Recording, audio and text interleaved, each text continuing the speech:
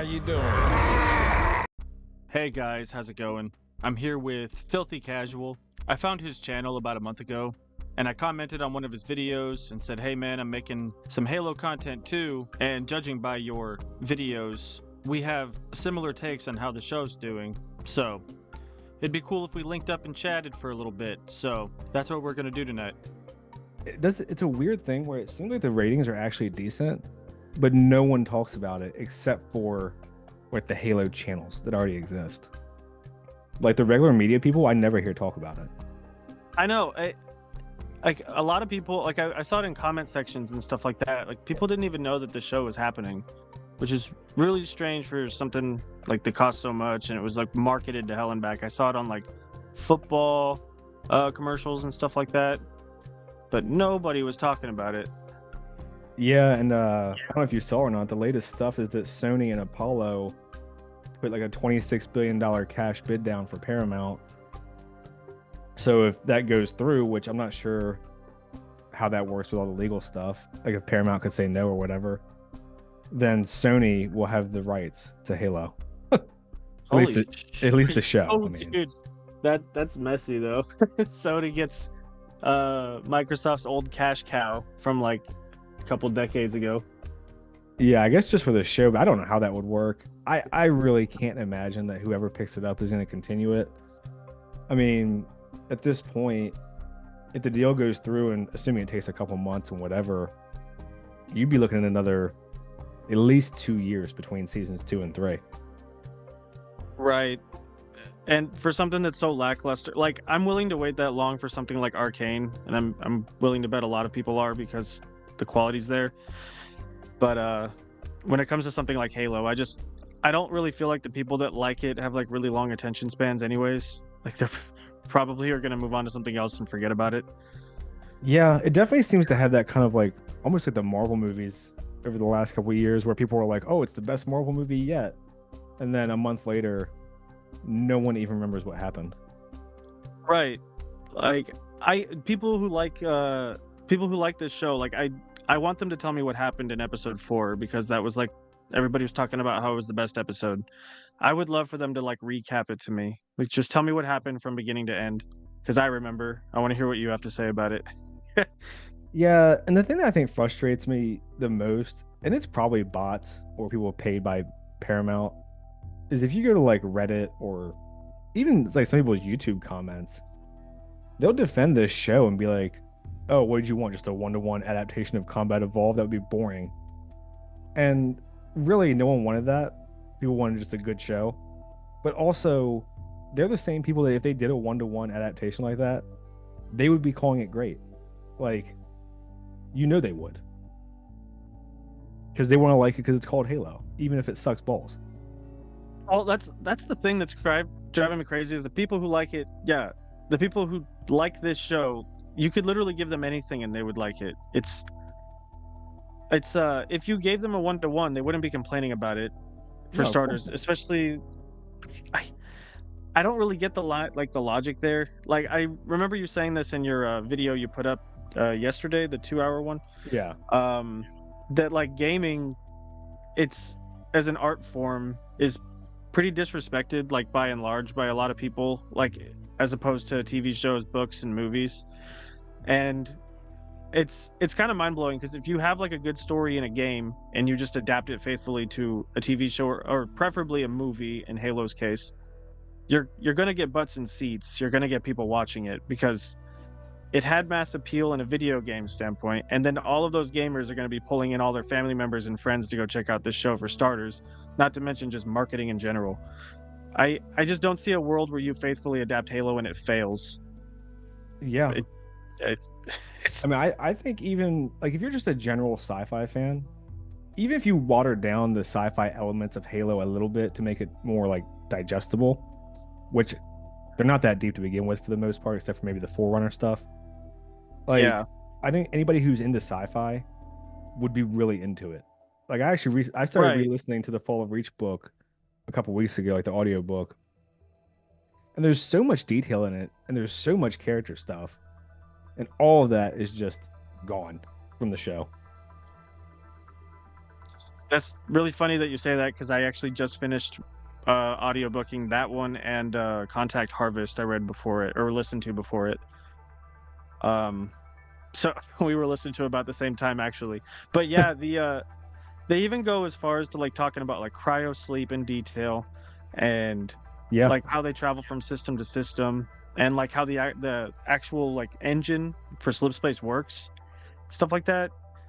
Yeah, well, Really, even really in the book, the interesting. explanation they give is very simple, where Halsey explains it's kind of like a ball of yarn or whatever. That might be in First Strike, actually. But she talks about how essentially the way that they explain it is in regular space, you're traveling like across a piece of paper, and then slip space is like you fold the paper in half and punch through it. So you're like compressing space essentially to get big distances faster. And it's I all feel very like I'm straightforward, like a very straightforward, easy way to understand. I mean, the target audience is what, teenage boys? right. And it's yeah, like games, books, however you look at it, when you like consume Halo, it's not super complicated. There's a couple good twists and stuff like that, and there are some like deeper themes and stuff like that you can get from it, but like the idea that it's a hard concept to grasp or it's gonna be too what's the word I'm looking for? Unappealing to like mass audiences just absolutely blows my mind. I'm like Like I was Mitch? playing this as a 7-year-old, I think. I don't remember exactly how old I think I was 7 or 8 was when I first played Combat Evolved, and like I mean, I understood enough what was going on. Obviously, I picked up more when I was like 15 playing it again, but as a 8-year-old, I pretty much got it. And these writers don't seem to get it at all. They can't even like make a scene make sense. It's crazy too when you consider that they did the flood reveal already, and that was a massive point in the Oh, first man, game. it was so disappointing the way they did it. It really did feel like, please give us another season. We have stuff going on. Yeah, it definitely Like did. I was getting those vibes like hardcore. Yeah, those last couple episodes especially felt that way to me, where it's like, oh, we just jammed in like random plot points from 5 different books in a game, and hopefully it seems like there's a lot going on, even though there's not really. Right. It's well, and I know you said this in one of your videos, and I definitely said it, but like they cut the videos or the episodes in such random spaces, and I think now that they did that was literally just to make people forget how long time had gone by before, like in between scenes, because the scene where Kai beats the shit out of John, I'm pretty sure was like 20 minutes before she was completely out of her armor walking around. I I don't want to, but I'd have to go look to be sure. But it felt like almost no time, and she's just out of her armor. And I'm like, did she take it off herself, like a pair of pajamas or something? Yeah, that's What's definitely going something on? they did this season, where they can just pop it on and off. Yeah, it doesn't make any sense. I'm pretty sure John put it on himself after staring at it for like 10 minutes, Yeah, uh, after while people Kiki were out there dying. Wolfkill wanted him to be fucking retard Batman. I Yeah, mean, it it really really. felt like she Oh, watched dude, Dark that was Knight. totally Batman Begins. Yeah, I was gonna say Dark Knight. Like it felt like she was gonna watch, like she watched Dark Knight and was like, oh, we need to have the Master Chief be a superhero. That's oh, that's so dumb. He was always just like kind of a part of the bigger cog. Like he doesn't succeed without the team, and the team doesn't succeed without him. Like they complement each other, and that's one thing a lot of people liked about the Halo universe was how it all kind of tied together. Like the Marines would be doing their thing, and then they would feel like inspired and like they actually had a chance when John showed up. And then if you're playing the game on like Legendary and you have like a group of Marines show up, you're like, okay, I'm not alone, so that's cool. It's like they Yeah, well, help each other, you know? that's one of those things that I think they didn't realize how big of a ripple effect that would have, where by making him be kind of this lone wolf rebel superhero type, it completely took away the importance of the bond of the Spartans and like how close they all were to each other. Oh, right. And then it also strips away, if you read the books in order, he's left Fall of Reach, or he's left Reach as it's falling, and he thinks that he's the last Spartan. Right. James gets like deflected off into space. Linda gets stuck in cryo because she's messed up. Halsey, I think, steals Kelly at that point. Maybe that was first strike. But either way, I'm not remembering that part. that may be Yeah. first strike. But either way, then the rest of Okay. the Spartans are down on Reach, which is getting glassed and overrun. And he's like, I have to go with Cortana and Keys. Right. So Right. like, all of that significance is lost because they wanted to make him this lone wolf badass.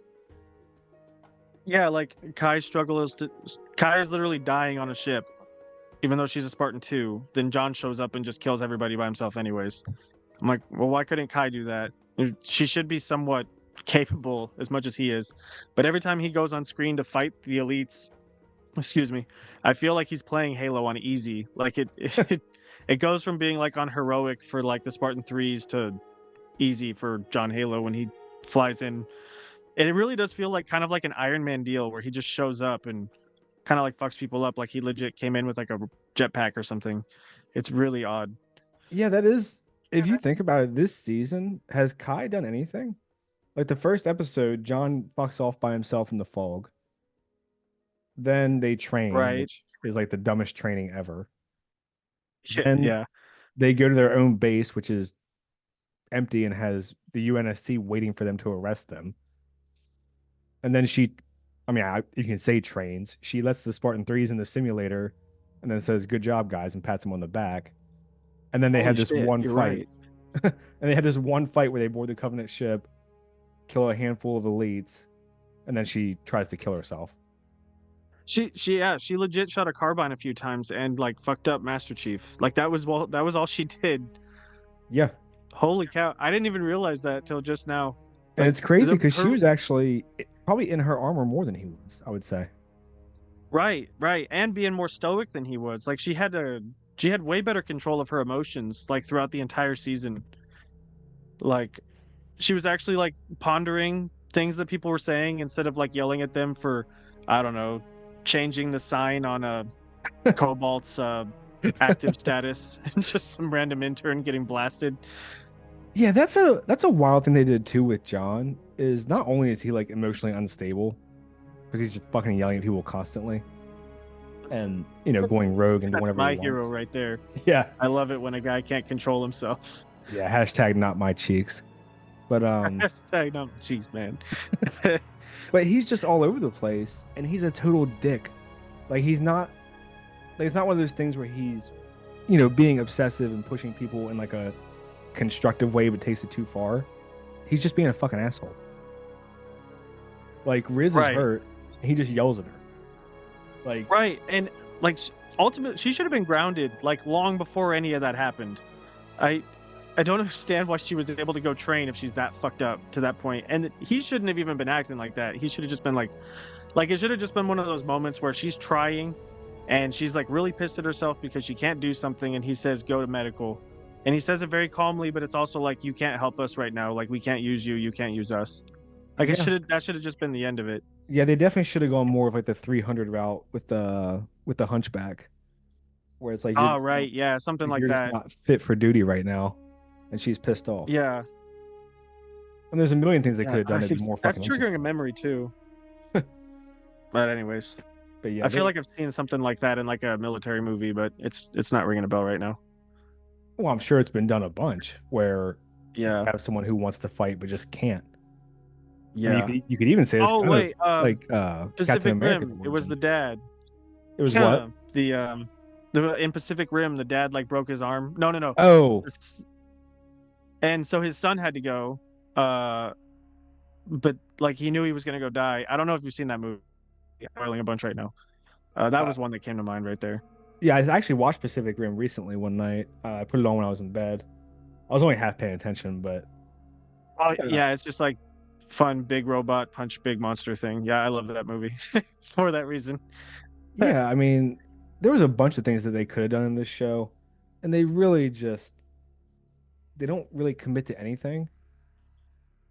No, like I actually, and I hadn't thought about this till I listened to your video, but they really do try to just cram so many different plot lines and so many different like angles of storytelling into like each individual character to the point where nothing happens. It's actually kind of mind instead of just trying to pick one thing and do it well, they try to throw like 10 things into one person and then just piss. Like the execution is just piss for all of them. So then you end up with nothing. Yeah, I It's really crazy. wonder. I really wonder if the amount of writers has fucked with all these shows. I don't know if you finished the whole video or not, but I went through all the. Oh yeah, I watched it all. Oh, you did? I Okay. liked the meta bit at the end because I don't keep up with the meta stuff. So whenever you do that, it's always nice to hear about that kind of stuff.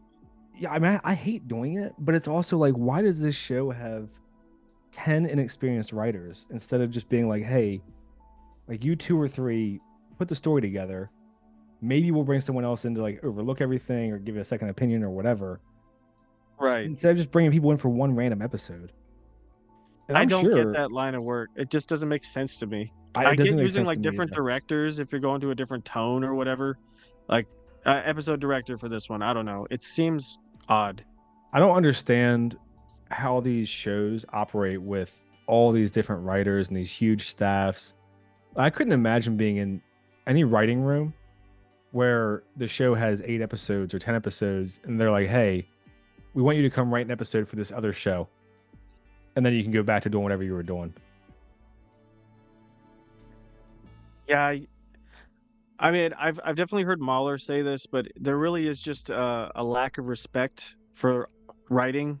They which is weird whenever you don't have like the budget, like an MCU budget, right? Like the Halo TV show definitely doesn't have a huge CGI budget. So you think that they would want to prioritize the storytelling portion, because if you nail that, people can be pretty easygoing on the wonky CGI if the story's really good. Oh yeah. Yeah, I've heard about Doctor Um, Who and the original Star Trek and all that stuff being super cheap, but because the stories are good, people were like, "Oh, it's charming." As opposed to this, where you're like, "Oh, the the story idea, sucks, so but it's like dog if shit." right. This is an idea I've had. I'm gonna pitch this to you, and I kind of want to hear how you'd react to it because I haven't said it to, like, pitch it to anybody. But if money is really an issue, um, what I think they should have done was make the first season of this show be mostly a drama about the augmentations of the children, and you're kind of spend the whole season going, maybe like split it up into a 3 episode structure where you get like a new kid actor that's like 5 years older than the previous one, um and you're going through like that. So that's your A plot, is you really dive into Halsey as a character and John and the other Spartans on his team. And then maybe as like a B plot, you throw in a little bit of action scenes here and there where the Marines are struggling to fight a bunch of insurrectionists. And then you just kind of go back and forth between that.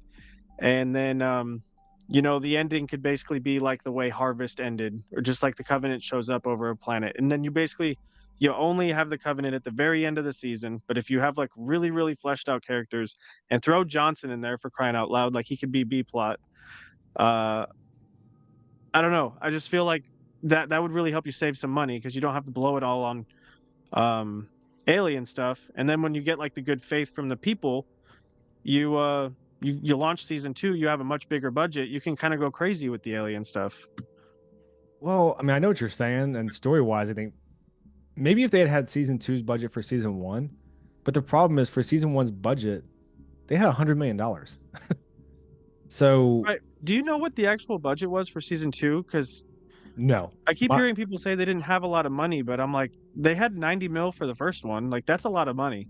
yeah, but maybe because I think the reception was so bad for season one that they were like, well, we're not gonna throw good money after bad, so Right. you guys can make do with what we can afford. Plus, obviously, Paramount's about to be sold off because it was losing billions like Yeah. all the rest of these streaming services. My guess, Right. and this is just completely me throwing it out there, would be maybe like 50 million, like half. Because Right. I mean, they You clearly can't did find a have. definitive number on it either. Well, yeah, and like clearly they did have enough to do some CG for the elites. They had quite a few sets and locations. I think they flew out to Iceland for some of it, which was of course just training. Good use of fucking money there. Yeah. Jesus. I mean, it's a pretty big cast. Also, I don't know how much these people are getting paid since they're all TV actors. I think Garrett Pablo's probably getting a lot. He's been in a couple big movies, which kind of sucks.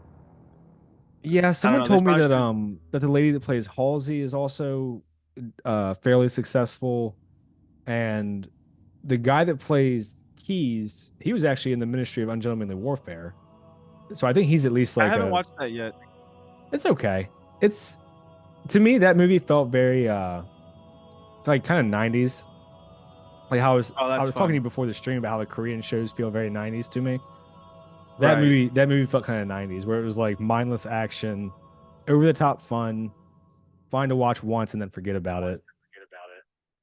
Oh man, I'm here for that. No, it's definitely on my list. I just my wife and I don't go to the movies as much, so I try to just watch stuff here just Yeah. because babysitters and stuff like that. If we get a babysitter, like we kind of want to go do something that's a little bit more, I don't know, active, I guess. Yeah.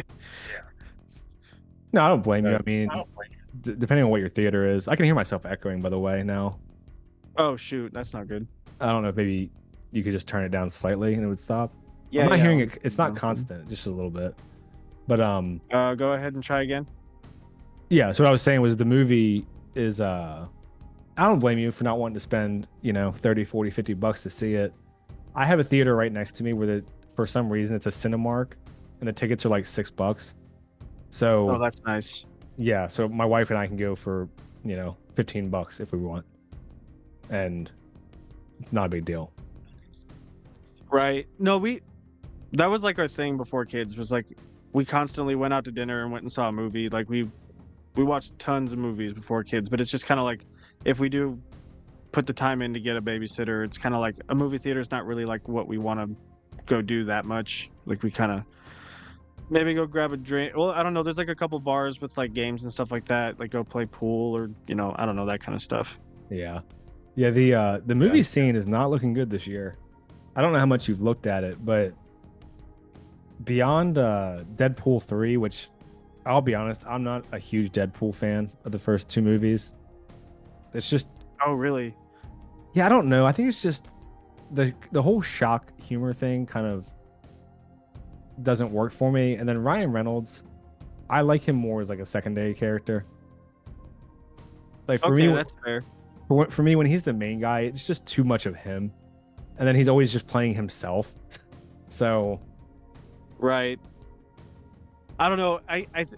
I give him a pass more than I give people like who would I like The Rock. I don't know. I feel like we're Jeff he's a little Goldblum bit now. more yeah, he's a little bit more fun to me. I don't know. I get your perspective completely, but I enjoyed the first two. I like the first one more than the second one. Thought the second one had some wonky decisions, but the scene when they jumped out of the airplane and his whole team died, I thought that was hilarious. Oh Just, yeah, that was a funny scene.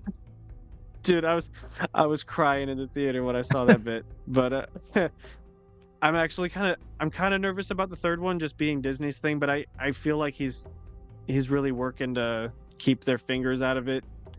I saw he got rid of Captain Marvel's cameo in it, so that's Oh funny. geez, that's funny. I guess they shot one and he's just like, nah, I'm gonna delete this. Which I'm like, I didn't know he had that kind of power at Disney, but that's fucking awesome. Yeah, I think for me, most movies fall into the category of like it's fine to watch once. And I Yeah. think that's what Deadpool 3 will probably be for me. I think it's going to be a ton of cameos. There'll be some decent jokes, but overall I think it's just going to be kind of fine. Yeah, I'm not holding my breath for this one. Um I enjoyed the first two, but like you said, I feel like pulling Hugh Jackman in there maybe it feels kind of desperate to me, but I could be totally misreading it. Um Yeah, did you like Logan? I liked it. I've only seen it the one time though. I thought it was good, but I just never went back to it. Yeah, I liked that send off for him and was kind of hoping not to see him reprise the role. But if he goes in and they just have a fun time, it'd be good to see them working and see how they bounce off of each other. So I don't know. I've got mixed feelings about this one. Yeah, and part of the thing too with that is it's going to be a multiverse thing. And I think Right. this is a big issue I think comics have that like manga doesn't is that I mean some manga or anime or whatever do like alternative routes and like kind of almost like a different version of the story is like a what if type thing. But for comics, Right. I think a huge problem that they have as an industry, and this is like way off fucking topic from Halo, but whatever, is Yeah, it's fine. Just let the conversation roll.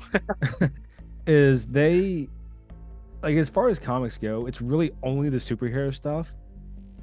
I mean, I know the stuff like Walking Dead took off. You have stuff like Constantine, The Boys. Like there's other shit in there, but not very much.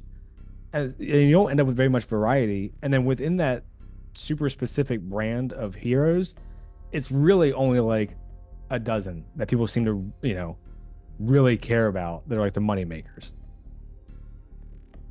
And you're talking about Marvel specifically, right? Or just in Well, just general? Marvel, DC, like just comics in Right. like the Okay. West versus manga, because Right. manga, you know, I don't know how much like, if you're into anime or anything, but like even like a rom com like Kaguya-sama Love is War is based on a manga. It's a rom com. Like they like if Japan got rid of all live action media, every genre would still have representation in manga and like light Oh, I novels. like that. That's something that the West needs to do, man, because I want to see the superhero movie, but like in a different genre. Like the superhero movie is going to die unless they do this, I feel. But like you should have, like you said, like the rom-coms, the noirs.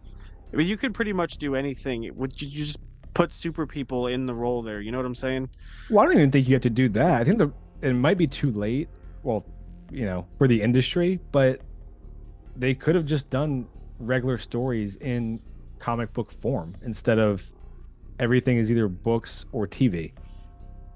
I mean, I know Oh, I got you. Like Walking Dead. I think Sin City was more like noir. I think that was a graphic novel also. But like right now for me, I'm reading like Undead Unluck, which is a manga, Kaiju number 8. Those are more like the action, shonen type shit, whatever. But then Right. I also do read like the rom-coms or the dramas, and you end up with these stories that are just in a visual medium for people who don't like books. And Right. that's a whole different issue. But if people don't like books, but they'll read comics or whatever, there's a huge audience there. Right. No, I totally agree with that.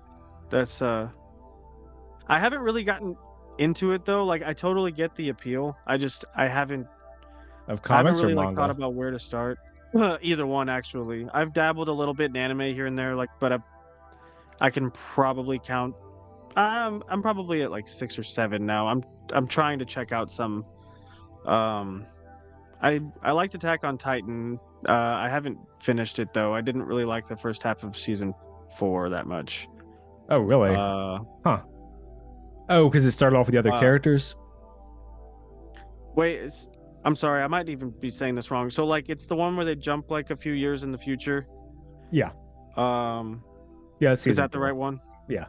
Okay, yeah. There were some bits that I liked, but I'm hoping I don't want to be definitive about this and put especially since it's gonna be like posted, but I'm hoping that the second half clears up maybe some for me because I haven't read the manga. But the dynamic between Eren and Mikasa and Armin like totally Oh, threw a loop. yeah. Like it kind of happened like off screen, and I liked their trio thing going on, and that like I'm hoping that he's just like putting a show on, but like obviously I don't know. So I'm hoping the second half of the season recontextualizes some of that for me.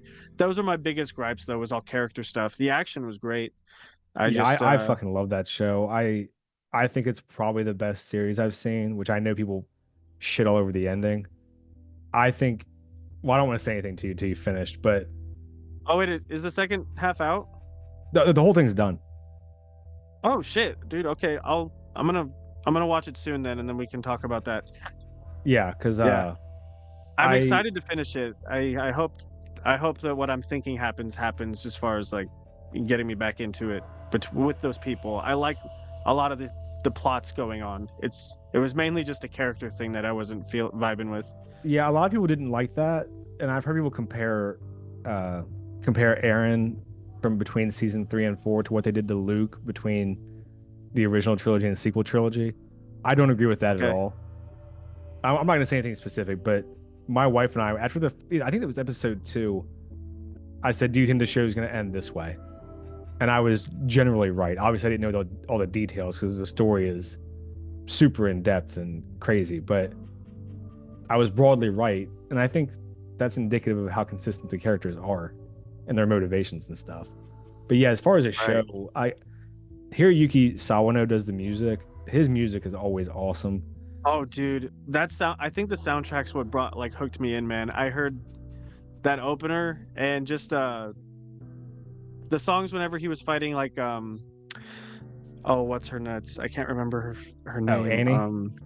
Annie in the first Yeah. season, dude. I was hooked, bro. I haven't heard music that intense basically since like the prequel trilogy.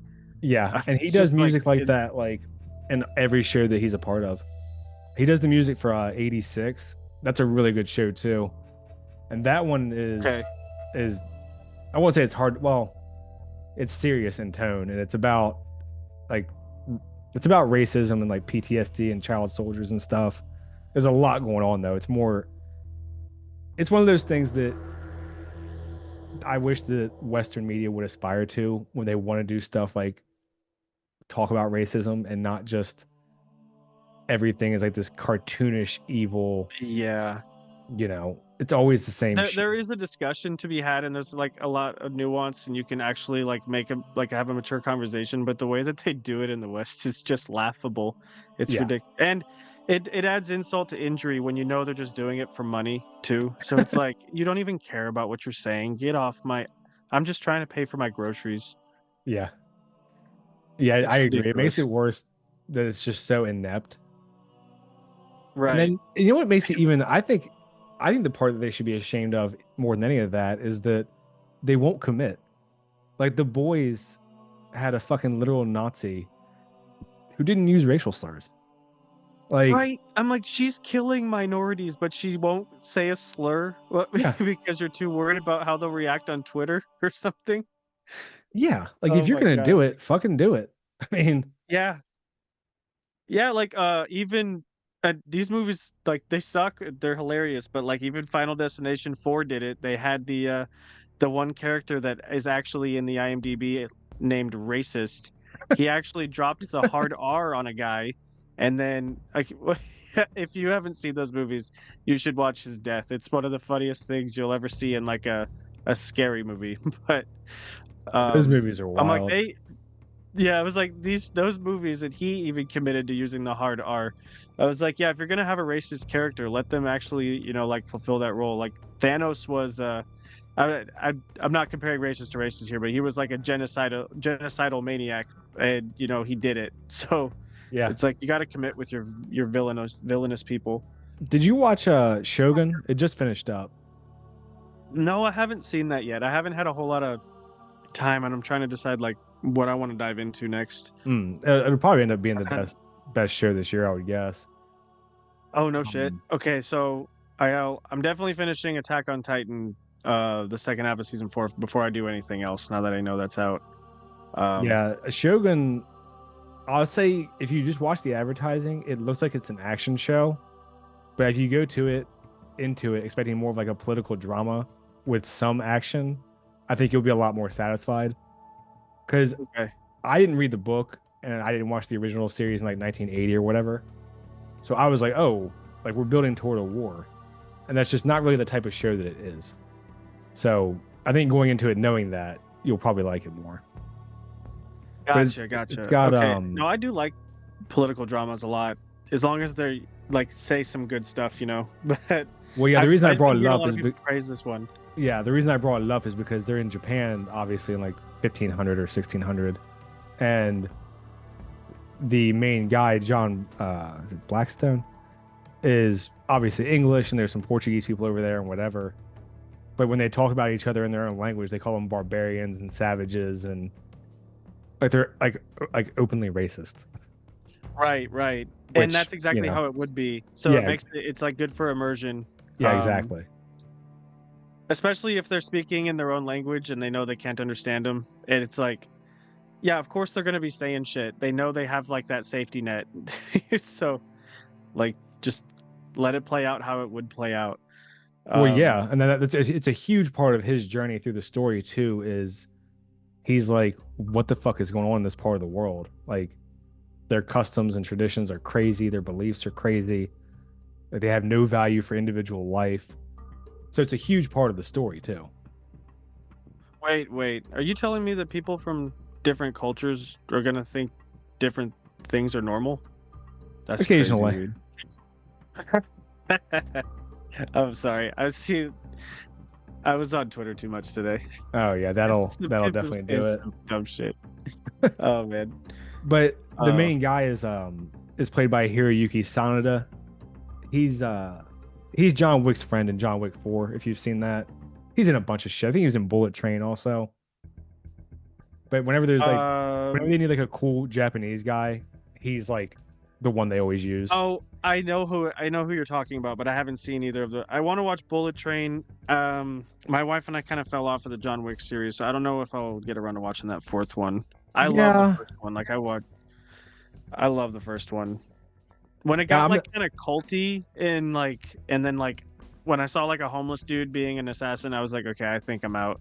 But I don't know. It was I still have fun with them, but they're definitely worse as they go on. Just yeah. objectively. And right. And which is why I think I would enjoy them. Like there's definitely some action scenes in the third one I liked. Like the whole I think it's the third one with the dogs Yeah. and how her dogs kept biting people in the crotch. I thought that was so much fun. Yeah. But then I thought it was really hard for me to be immersed in like the final fight because everybody was basically bulletproof and I'm like he's still beating them with guns. So it was like kind of a mixed bag for me, like on the enjoyment scale. Yeah, that's Um, kind of an issue, I would say, for all of them after the first one. Because in the first one, I mean, you know how it is, right? He gets shot in the chest and he's like, "Oh fuck." And he like runs yeah, it away. hurts. Like he's bruised and shit. Like Yeah, and then by the fourth one, they literally use their jacket flaps, put them in front of their face, and then just walk around shooting whoever they want. it's like a riot shield of leather. Yeah. Jesus. Well, I mean, it's not even Oh, leather; man. it's literally a fucking suit jacket. I just told you. Oh, that's wild, man. Because okay, I can accept that the material is bulletproof, but it's still going to move, right? There's nothing. Oh man. Exactly, especially when they're holding up as a flap. Like it's not even. Yeah, it's just not gonna work like it. Okay, so you can either use it as a net, which will still hurt you, like it's gonna bruise you, or it's just gonna flap up and still hit you in the face, and you're done. Oh, that's funny. Yeah. Shoot, there was a point I wanted to ask when we were talking about Attack on Titan. Oh, well, 'Cause I while you're haven't thinking of watched it, huh? Yeah. Oh, go I ahead. was gonna say, I think Attack on Titan. What I was saying is, I think it's probably the best series I've seen, which I know is not a popular opinion. I don't really give a shit, but there's a lot of stories like the Halo one. You know, I did a whole like if I was in the writers' room, what would I have suggested section? And there's a lot of shows that like even when the writing is good, I'm like, oh, you know, I like that, but the idea is not too crazy. It's just good execution. But there's some like shows or series or whatever that the writing is so like I don't know if I would say advanced or complex, but it's just such a high level that I don't think if I had any amount of time ever that I could come up with a story like that. Like Attack on Titan to me is one of those stories. Kind of like did you ever Yeah. watch Dark on Netflix? Dark. It's a hold on, let me German look. show. It's there's time travel involved and there's multiple timelines. And you know, they Oh explain no, how I it definitely works. haven't seen this. They explain how it works and everything. But it's one of those shows that as you're watching it, you're like, holy shit. Like, who thought of all this? Right, I get you. I actually I have like the same respect for Attack on Titan. Like, it's definitely up there for me as far as like shows I admire because like the world building is insane and they do a really good job at just peeling a little bit back Yeah. every season. Like they never give you the big reveal, or they might give you what you think is the big reveal, but then there's something even bigger just waiting for the next season to show you. But it Yeah. doesn't feel arbitrary like, oh, I have like a sword-proof shield type stuff. Like no, it's just there's more going on in like the secrecy of like the populations and like the endless cycle between like the enslavement and killing of each other. and it's like holy shit, dude. They're doing a lot of stuff in the show, like a lot. Like, Yeah, and it's actually kind of crazy when you finish up the series. There's a bunch of videos on YouTube you can find where people will talk about different things that were foreshadowed like throughout the series, and like some of them I never would have caught. So like oh really? he planned the whole series out obviously before he started writing anything, and then he just carried it through. Oh, that's nuts. I Yeah. gotta respect it, man. He he had a vision. I It's imagine it was probably hard for him to stick to it. He probably had a whole bunch of people there since it got really, really popular. Um, they were probably trying to get him to change things. So, they did make hats some off to him. he did make some minor changes. Did do you know what episode number you were on in part 4? Like what was the last thing that happened? The last thing was it was the season split. So like I think Reiner was jumping out of the airplane or the blimp. Oh, okay. Okay, And so you saw the stuff with Sasha already then. yeah, I think Aaron was just about to transform. Even though I'm gonna have to rewatch that season, that half of the season again because it's not fresh in my brain, or at least the last 2 episodes. But everybody was like drinking wine that was gonna make them. Oh, Oh, yeah. that's right. Yeah, they basically gave him all the shit that'll turn him into Titans, huh? Yeah. That's so, dude. Yeah, that That's was fucking awesome. crazy. Okay, so you saw Sasha die then. Like one of the Can things you remind me which one Sasha is? she's the one that eats the potatoes and Oh, right. Yeah, that was so sad, dude. I loved her. well, I was gonna Oh say man. that's one of the things that he actually changed because he was gonna kill her. I think it was season 2 or early season 3 when they were in that little village and the Titan grabs her. She stabs it in the eye with an arrow and gets Okay. away. And he was gonna kill her there, but I guess one of his editors was like crying and was like, "Please don't kill her." No way. Oh, I mean, she was a fun character, man. I was pretty sad when she died for real in Yeah, that was season brutal. 4. There's a lot of Yeah. deaths in that show that I was like, man, Oh God, yeah.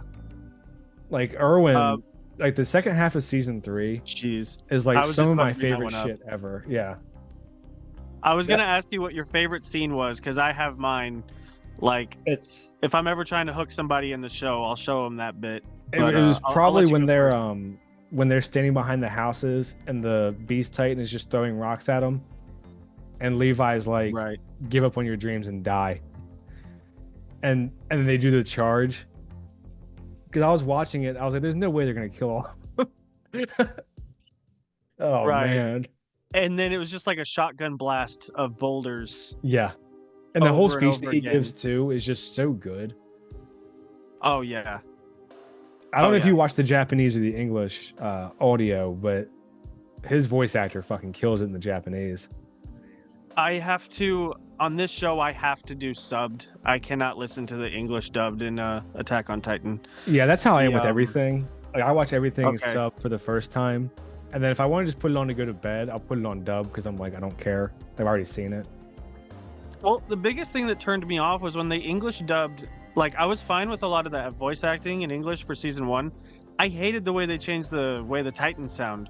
It was more high pitched and squealy. Kind of Oh, hurt my really? ears if I had it on like the same volume. Huh? I didn't know that. Yeah, listen to like when Aaron transforms in season 1 or whatever, like his first transform. Yeah. Like I'm sure you can find it on YouTube, but if you just do English dub versus English sub, you'll hear a significant difference, and it sounds way better in the Japanese version. Oh, that's crazy. Well, that's obviously an opinion thing, but Yeah, I love the reveal from Reiner and Berthold too. When you're asking about favorite scenes, where oh they're yeah, on where they're on top of the wall, and Reiner's like, "I'm just done with this place." right. That was really good. And then That was really good. I also loved when Kenny shows up to attack Levi and his group, and you get Levi doing like the Spider-Man shit through the city. Yeah, yeah, that was pretty dope. So my favorite like action scene, hands down, is Levi just slicing all of the Titans that are in that half circle, and then the Beast Titan is just kind of standing there like, what the fuck? They're all dead, and then you just see Levi come out of the smoke with blood all over his face. The music just fucking hits, and I'm just like, holy shit, dude, get him! Yeah, Yeah, that was awesome. that's like, dude, That's like peak anime shit right there. I was like, this is fucking amazing. Levi's got a really Um, good scene. I don't know if you would have seen it already. No, he's still injured in my season 4. I can't wait for him to get his legs back though. I'm ready for him to do something. Oh, okay. So you saw the wine then when Yeah. yeah, I love Yeah. that scene too where Zeke turns them all and Levi's Yeah. like yo, you thought I wouldn't kill my own men? Yeah, And it and does he's that just really starts fucking slow slicing through him. yeah, and it does that really slow zoom in where it's just on his face and the whole background is just filled with Titans. Oh that, yeah, dude. It's that show's got so he's many such good a moments. beast, bro. He's such a beast. Yeah, if you're ever looking for anime stuff, I can definitely recommend you plenty. Or if you're trying to watch it with your wife, I right can on. recommend you stuff that maybe you'd both like more. Well, so she actually, I don't think she's ever watched an anime, but she's Okay. definitely, yeah, she's not into them. She's watched like a couple scenes here and there, but it's definitely not her cup of tea. She likes more of like the what's the genre that has like your police officer and doctor shows and like first response, like Oh, like the they're CSI active, type they're- shit? Yeah, she loves like the CSI and the Law and Order SVU Oh, stuff. Like she okay. watches that kind of stuff. Yeah. I'm slowly converting her though. She watched Lord of the Rings with me last year. Oh, nice. And I showed her Underwater, which she's not really like into weird monsters too. So like that was like a hard sell. But when she did it, she's like, okay, that movie was really good. Is that the And we one with just watched the Train to Twilight chick? Busan. Yeah, that was it. I never saw that one. Oh, dude. Highly recommend. I won't say anything to spoil it. Is it a scary But, movie or is it just like a weird movie? I'm gonna say it's a horror suspense movie for sure. Okay. And I'll just say it kind of pays homage to the first Alien movie. Oh, okay. Nice. It's not like a rip-off thing. Like it's legit. They do a couple scenes, but like maybe the same or like reversed, to kind of like give you that vibe. And I really appreciate a couple of those shots. But it's a good one. Did you ever see? Oh yeah, it's a scary movie with good characters, so that should I gotcha. that should help sell it. Did you ever see Life with Ryan Reynolds? Oh, dude, that ending, holy shit. Yeah, I just wanted to see the sequel where the thing kept getting bigger and just took over the planet. Yeah, that was a decent movie. I was shocked when they killed Ryan Reynolds that early though. Bro, he had to know what he was getting into, like the shock value of killing off their biggest actor. Well, I think that was why. It was a smart choice, I think. Oh yeah, it was great. It was because I wasn't expecting it, but then the way he goes is like ridiculously gruesome. Like holy shit. Yeah. Man, we fucking started with Halo. We went off of the rails. Yeah, I figured this is what's gonna happen, which is why I was like, I won't even try to structure this shit. No, I don't care. I Just mean, a heads up though, we do have about Yeah. 5 minutes 20 seconds on this one. yeah, I see the timer at the top there. Oh, okay, gotcha. Yeah, I mean, there's not really too much to say about the Halo show beyond how much dog shit it is anyway. I mean, we both do our videos, and are you doing a more structured full season review or no? Did you decide? No, I kind of have a. I don't know if I want to announce this because I'm not 100% committed to it yet, but I'll go okay. ahead and say it. I kind of want to do a video about like what the Halo show should have been and run through some scenarios where, basically I'm gonna pick a couple books to talk about. I'm gonna talk about. I don't know exactly how I'm gonna structure that one. That might be the last thing I do in regards to the Halo show specifically. Yeah. But right now I want to finish my like Halo 2 review, which is turning into quite a chunker. So Yeah. I'm excited to talk like really positively about something Halo related. So Yeah, I was thinking of being done with the show, other than if it announces, obviously, if it gets canceled or continued, of doing like the Fall of Reach movie and Forward Unto Dawn compared to the show. Because I wonder how many people have not even Fall seen of that Reach shit. movie. Yeah, the animated one. Oh, the Halo follower. Wait, no. Is that the one who's doing it? The YouTuber? No, no, it was a movie that came out maybe 8 years ago.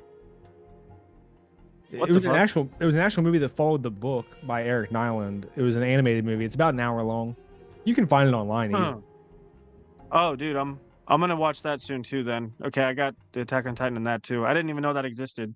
Yeah, I would say they hit all the big points and the big messages, but they definitely had to cut a lot of detail out because obviously it's only an hour long. Like the book, if Right, you read right. it, I mean, depending on how fast you read, I would guess is 6 hours ish, maybe. Yeah, I'm not a fast reader. I think it took me like 8 hours, 8 or 9. Yeah, well, the audio book is Yep, like I'm 11 or ballparking. 12, so I was assuming about half, but I don't know for sure. Gotcha, gotcha. But yeah. So I think that I was thinking about doing one more thing, just so people can understand that first of all, there's other stuff out there that's better, and Right. also, the way that Forward Unto Dawn did it. Have you seen that one? Yeah, I like that movie. Yeah, I Um, like that one too. And the way that Forward Unto Dawn did it, I thought was smart. Where Lasky is the main guy. You know, I mean, he's the main character. Like it's his story, right, right, and Chief doesn't show up until the last 25, 30 minutes. right. I feel like you have to have other characters doing more and John doing less especially when it comes to non-action scenes. If you don't want Master Chief to take his helmet off, if you want him to be kind of just a human cyborg killing automaton, then you have to make the main character someone else. Right. Or if you don't care if he takes his helmet off, which I personally don't, it's more just a matter of how it's done. Right. But And I know that's a hot take. I actually completely agree with you. That was like one of my last things I complained about in season 1 behind like just everything not making sense. yeah, I think the reason people bring it up so much is more of it's just kind of symbolic about how they view the show or the series or whatever, the brand, whatever you want to call it. Right. Like they view it as just theirs to do as they see fit. They wouldn't even have tried to do that. But I think, if you want him to be helmeted the whole time and whatever, then you need to do a story about, Johnson and Keyes and Halsey, all these characters that are really interesting in the books anyway. Maybe even you could expand on Hood a little bit, because Admiral Hood does have stuff going on in the books, particularly the Kilo 5 trilogy. But even Oh, I'd throughout, love to hear more on him. I haven't read anything about him. yeah, and even throughout, First Strike and all that, like he still has a part. I mean, you just read Fall of Reach recently. There's a conversation in there between him and Ackerson, where Ackerson is Was kind that of with Hood? yeah, Oh yeah, shit. yeah, Okay, I where thought that was Ackerson is somebody bitching. else. Yeah, he's bitching about Halsey's robots, and Hood like Yeah. tears him a new asshole. Yeah, About I remember that conversation. I don't know who I thought it was with, but okay. Okay, cool. I could be misremembering. I'm pretty sure it's Hood though, and Hood's like Yeah. these No, Spartans, you're probably right. and these Spartans have saved my life, my life multiple times, and yours as well. Like you're gonna show them respect, and he like tears him a new asshole. Oh shit. Yeah, it's a really good scene. But that's Okay. what I mean is like there's a lot of stuff that you can do that doesn't need to include John. Or if you want to include him, just make him consistent. Make him look albino Right. with a shaved head and Yeah. really Well, stoic. I always wondered too, because like you come back to the base, you would shave your head and face. Depending how long you're like in the armor, wouldn't you like grow your hair would just grow in there? Like if Master Chief was in that shit for a while? I wondered that too, or if you're supposed to assume that the helmet and everything is so fitted that it just, Uh not like like his body's like adapted to it almost. well, I was gonna say more like it like just keeps the hair short because it can't grow. Like, I mean, obviously hair breaks, Right, right. So I would imagine if you wore a helmet like that all the time, you could at least justify it that way. Yeah, Or you I could have guess it grow yeah, a little 'cause bit. I people who mean, wear hats constantly, like they start balding before people that don't. So like if their genes aren't that great. It's not that's just bro science right there. yeah, I was gonna say But it yeah. sounds pretty well tested. But Yeah, no, not at all. that's what I mean though, is like I think Forward Unto Dawn did a really good job of this, where you have Lasky, you have his friend with the big lips, uh, you have the blonde chick, you have the Asian kid. Like you get all their backgrounds, the ginger kid. Right. Like they all had their own little stories and shit going on. And then, when they start fucking dying, you're like, oh shit. And then, Lasky has the whole background with his brother. It's all very basic, but just I do like that. solid I think that was character one of my stuff. favorite parts of the movie was the background with him and his brother, and then you find out like his brother had passed away in combat, but he was getting messages from him, and it was like between him and the Onis, and so they were talking about like the Oni War, and then there's like this like weird, what is that I'm looking at in this image here? And it's like a distorted elite, Yeah. and like we know, but they don't. It was a kind of a fun little cinematography thing they did there, and like they didn't even try to do that in this TV show. Like there was nothing. It was just like, here's the covenant. Also, here are the prophets, especially in season one. They're like, these guys run everything, and here they are. Well, I hope that's what I that's wanted to cool. circle back to because you were talking about like what they could have done with the show. If they were really budget concerned, they could have started with Contact Harvest. Oh yeah, that's like my. I think that's the perfect one to start with because you clearly want to have some representation there because they race swapped, the Keys duo, but instead you could have just done Contact Harvest and made it about Sergeant Johnson, who's like a fan favorite, and Yeah. then. But I don't know. I feel like I don't know. You might know more about this than me, but like, do you think that you could probably make a practical grunt costume with like a short person? Because you do have that deacon that's like got a side story in that book. Do you think that they could actually pull that off with like maybe a practical effect instead of a CGI little grunt walking around? I mean, they did it with fucking Ewoks like 50 years ago. Right. So I'm thinking it's not that it shouldn't be out of the question that you have like a main character grunt who we spend like I don't know 10% of our time with because his scenes weren't that long in the book.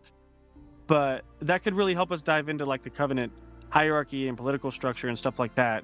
Yeah, and their And as mentality and well, their culture, everything. right. And you can do it all through like a grunt who's just kind of like just trying to survive. And you could make it relatively cheap with a costume instead of like a bunch of CGI shit everywhere. Well, my Um, understanding for that, I mean, I'm not. This is not something I have like a deep knowledge of. Is that like the first Iron Man movie in 2008 or whatever it was?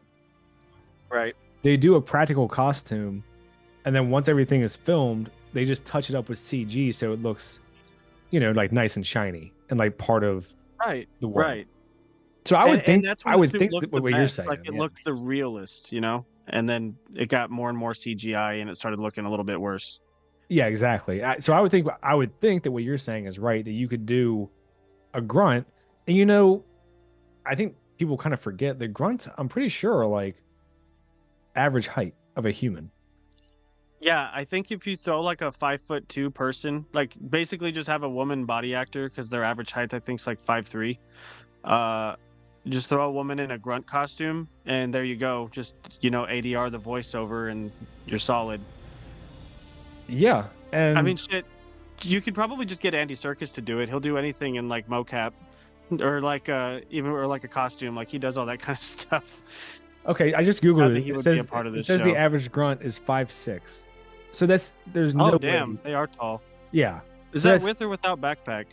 I'm not sure. I just quickly pulled up the first result. Oh, okay, But gotcha. either Well, yeah, but way, that's still like that's super doable. yeah, definitely. And yeah, Andy Serkis is a good point because Planet of the Apes is about to come out, and the CG in those movies is, I would say, some of the Incredible. best that I've seen. Like, Right. if you ever have like 5 or 10 minutes to just kill, like on the toilet or something, you should pull up the Planet of the Apes behind the scenes stuff, and you can see Andy Serkis talk about how he like studied, chimp movement and stuff, and then they do a side by Oh, side where the screen is split in half, so you can see his regular face on one half, and then what's in the movie on the other. It's nuts. oh man, I love that guy for how he commits. It's nuts. Yeah, he's awesome. And well, and it's funny too because so he does a bunch of these roles that you never actually see his face. Like he's starting to get more now, But he commits to that shit and he works so hard, and then you have somebody who like Pablo Schreiber is like, no, I want my face. Take the helmet off right away. And I'm like, dude, I have so much more respect for Andy Serkis, not you. Yeah, no shit. But yeah, that's what I'm saying. Is And like, so Contact Harvest. I mean, you could make the argument that it wouldn't draw in like a new audience or whatever. But I think if you get that first season ending with the Covenant attacking Harvest, that's a pretty good hook for your second season. oh god, yeah, man. I mean, because you already have all the fans at that point. If you execute like Contact Harvest well, because there's a lot of people that played the games that didn't read the books. Oh They might yeah, recognize that and be like, oh man, a TV show about Sergeant Johnson. I'm all over it. yeah, exactly. Or if you really wanted to, and this probably wouldn't be as cheap because of the space component.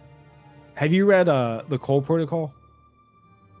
No, it's on my list. If I did, I was too young to remember it. Okay, so Cole Unfortunately. Protocol, for people who don't know, is kind of Key's backstory. So at this point, we're like in the Covenant War. Like, it's going, the Spartans exist. And this one, it has Gray Team, which I would have to look up, but I think it's Jai. Oh, I can't remember the other two. It's two chicks. But Gray Team is like kind of the weirdos who like to be behind enemy lines, Are they Spartan 2s? Yes. So Okay, gotcha. months, years at a time, whatever. And this is actually where the rubble comes in that the show took and just bastardized. Made Harry Potter Space Station. Harry Potter. They made it like retard Mad Max. Yeah, no shit. Space. Like, I'm not even sure what you would call it. It's like they're living in these little rock hovels and shit. Anyway, so in the book, the rubble is like this big ass asteroid. They're which they've hollowed out and they live inside. And the general plot is that Keyes at this point is not a captain. And they get caught up in this shit because it's insurrectionist, obviously. And Right. what they find out, and this is another one where you get a story from the alien perspective and the human perspective, is that the rubble is trading with Kigyar. Because they're like, look, maybe we can get along That's with the your- Covenant. We don't have to fight them. Mm. And the Kigyar that That's they're where trading, Wrath is, right? The original Wrath? the original Reth, the yeah. character? Yep. Or So Reth, Reth is the Kigyar in charge of this. So on the one side, you have Keyes, who's like trying to deal with insurrection. You have the Rubble characters. You have Reth, who's trading with the humans. And then you have this elite, I can't remember his name, who's trying to investigate and figure out what Reth is doing and if he's a traitor to the Covenant. And Gotcha. yeah, so that's the story of the Rubble, and it's a really good book. And this is where you see Keyes, sort of become, well, not become, but he's like, you see how he's a tactician, and he's really good in these kind of improv situations where he has to come up with a strategy on the fly. And obviously, you've seen that he yourself did that in and the Reach and all first that. book. And yeah. Exactly. So like all that stuff reinforces how much like honor Keyes has, how much of a resource he is, how smart he is. And all that makes it so much more emotional when you get to Combat Evolved and you lose Keyes. Like, it's a huge blow to the UNSC and to John personally, because he has a lot of respect for Oh yeah, and then it comes again in Halo 2 when they're basically honoring him through his daughter Yeah. in that opening scene, and it's just that hits you right in the feels again, right there, right off the bat. I was actually He's just like, playing. I'm gonna try to pick up where he left off. I just played Cairo Station the other day because I was screwing around trying to get footage for this video, actually, or for this discussion. And first of all, the graphics in Halo 2 Anniversary are insanely good. Oh god, yeah. I just want to have like a show or a movie like with that animation style. Like, Yeah. if they can't nail live action, I would absolutely take that. Yeah, no shit. But also what I was going to say is Miranda, in that opening scene, they let her do more kind of emotive acting than probably the entire show, where she's just kind of like snarky bitch. Well, no, you got to get him running around yelling and acting confused and stuff. That's more important. Like It's I love that little thing where she gets her dad's medal, and yeah, you see her like swallow and yeah, like she's holding exactly. back her tears. Exactly. I was gonna say the It's, graphics are so good. You can see all that detail, like where her eyes are glassy. Like it's yeah, such a good yeah, scene. yeah. And it's animation from like what 10 years ago at this point, Something like and that. Yeah. it's like what it's 4 seconds of a scene, and I felt more then than anything that has to do with any of those characters in that show. And it's a really clever way to get you invested immediately back into the story of the first game because like your brain's processing the fact that Keys is dead. Key's a war hero. He basically sacrificed himself, and you find out if you read the book that he was actually being tortured by the proto grave mind in his brain or whatever. Yeah. And he just kept saying his and it's like all of that stuff comes kind of flooding back into your mind when you just see her have that reaction, and it's just a facial expression that they animated on screen for you. Yeah. And it just goes to show it like less is more, a little can go a long way. It's man, I love Halo 2. That's the story in Halo 2 just is so good. I know, and we brought Ref up, and the way that they used him in the show was he was like the crazy homeless looking black dude that John pins up against the wall and goes, "What am I?" What am I? My favorite scene in the first season. And it's like, What am I? why can't we just have stoic John, who sometimes fails because that's the nature of war? Like, Right. or, some battles are just unwinnable. That's a huge thing in the Fall of Reach book, is that he keeps being like there's a big chunk where he's really insecure about his leadership abilities because so many of them died during the augmentations. And he's Right. like, Oh yeah, that was a I've failed big, my big mission. part of that chapter. What was He that? said, he was like, he asked his what was his name, the guy, the sergeant that was Oh, shit. the drill instructor guy. He was Mendez. Yeah. Mendez, right? Thank you. He goes to Mendez after everybody left, and he said, "Were those lives wasted Or spent. Yeah. or spent?" Right? Yeah. And it's such a strong moment in regards to like John's character and Yeah. the And fact that, that like every single life lost is like it matters to him, but he's not running around screaming about it. He didn't like grab Mendez and go, "What am I? What happened to them?" Like he's Jesus. well, I think they actually include that little moment in the animated Fall of Reach movie.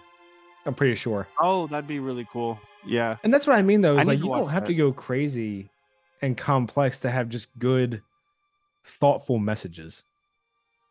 No. No, you Like, don't. And that's a reality on the ground for John every day. Is it like, are people dying unnecessarily, or am I just doing what I have to? right, right. And did I finish the mission? Like that was always his deal in the book too. And I don't know. There's so much like good lore, good character stuff going on.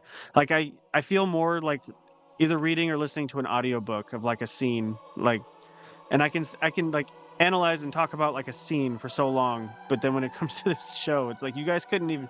I don't even think they nailed a single scene outside of Ackerson talking to his dad, and that's like in isolation, like disregarding everything surrounding that scene, just him talking to his dad was probably like the only thing I could praise about like 2 whole seasons of television, which Yeah, is insane to say. I know I said it in my video, but I felt bad for Joseph Morgan because, like, clearly the dude Oh, I can like act. that guy. Like, I haven't seen him in other stuff because I don't watch that much TV, but he's very capable as an actor. And it's obvious. And they Oh, dude, just make I him. watched, we didn't watch all of originals, but we watched all the Vampire Diaries, my wife and I, and, dude, he's like my favorite actor in that whole, like, double series thing. He's super cool. I've been a big Joseph Morgan fan ever since I watched that with her. Yeah, it's just one of those things. It's like there's talent there. I mean, Pablo Schreiber, regardless of what I think of him, I would imagine he can at least act some. Like, the guy that plays Keys. I know people shit all over his speech because the show sucks, but there's something there. They just don't give them Yeah. anything to do. I didn't want to shit too much on the speech. I mainly just wanted to shit on the second half when he had John come up there, um, because like you said, I just liked seeing him do something that I don't know. I started letting the meta creep into my brain for some of these people. I'm like, I feel like these actors are just getting used and abused right now. Yeah. Yeah. Yeah, and it's the thing with John, I think I said this in my video too. I was kind of laughing where everyone's like, "Oh, that's John." And it's like the motherfucker's supposed to be like He's like 8 feet tall. I'll say he's supposed to be like 6'10" and jacked. And also Yeah. the dude walks around with no helmet on like he's at the beach. Like he was like, if he would the whole first season and never took his helmet off, then that reaction would make sense. But I'm like, everybody should know what his face looks like. Yeah, There should exactly. be pictures of he shows up to random corporals' houses and has dinner with their family. Like, motherfuckers know who this is. Yeah, I then don't care if he has his hood up. he yells at the poor interns changing the signs. Yeah, yeah. Or He privates, turned I every guess, head not in there. interns. I like calling him an intern because it just sounds funny. He's like, dude, I don't know what's going on. It's, Yeah. Man. where's Cobalt?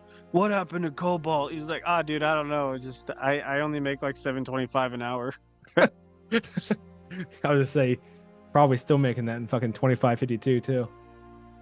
Exactly. It's like Netflix is set to cast Megan the Stallion as Boa Hancock in One Piece live action series. Oh, I think I saw that it was bullshit. That she just cosplays as her for fun or something, and then for some reason that meme got created. Oh, really? It's not. That's even what real that's what I thing? read. I don't know. Oh, that's.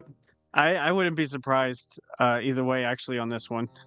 well, I'm pretty sure the guy Oda that writes One Piece has a lot of say in the show. So I'd be shocked if they were doing any of that kind of nonsense. Yeah, he seemed like he was very hands-on season 1. So I Yeah, don't I mean, think, good for him. Yeah, seriously, like more of that. I mean, it doesn't always work I out. just- Like Orson Scott Card wrote the script for Ender's Game, and a lot of people did not like that movie. Ender's Game. Did I watch that? Oh, I got to look it up. It sounds familiar. It's got Harrison Ford. It's mainly about kids though in a space military. The book is a classic. I would say it's like one of the sci-fi, it's on the level of Dune or whatever. Okay, it looks very familiar, and It's I'm on having Netflix zero right now if memories you want about to, it. if you feel like checking it out. And I I hate being swear that I've guy. Yeah, I definitely need a refresh. It's funny. I feel like I've seen it. I don't remember anything about it though. That's really odd feeling to have. Yeah, I know what you mean. Um, I mean, I hate being don't that think guy, but it's definitely one of those the book is better type deals. I think the movie's fine. I don't think the movie's speaking of like, books better. huh? Oh, go ahead. Finish your thought. I, But I, don't- I, was, don't I let don't me think it's forget not like this one. like an abomination or anything, but the book is just, it can flesh out a lot more detail and shit. Just how he always is. Right. I don't know. I feel like with Lord of the Rings, it's like kind of. This isn't what I was going to ask you. It's like I kind of like them both in their own right because they both kind of do something a little different.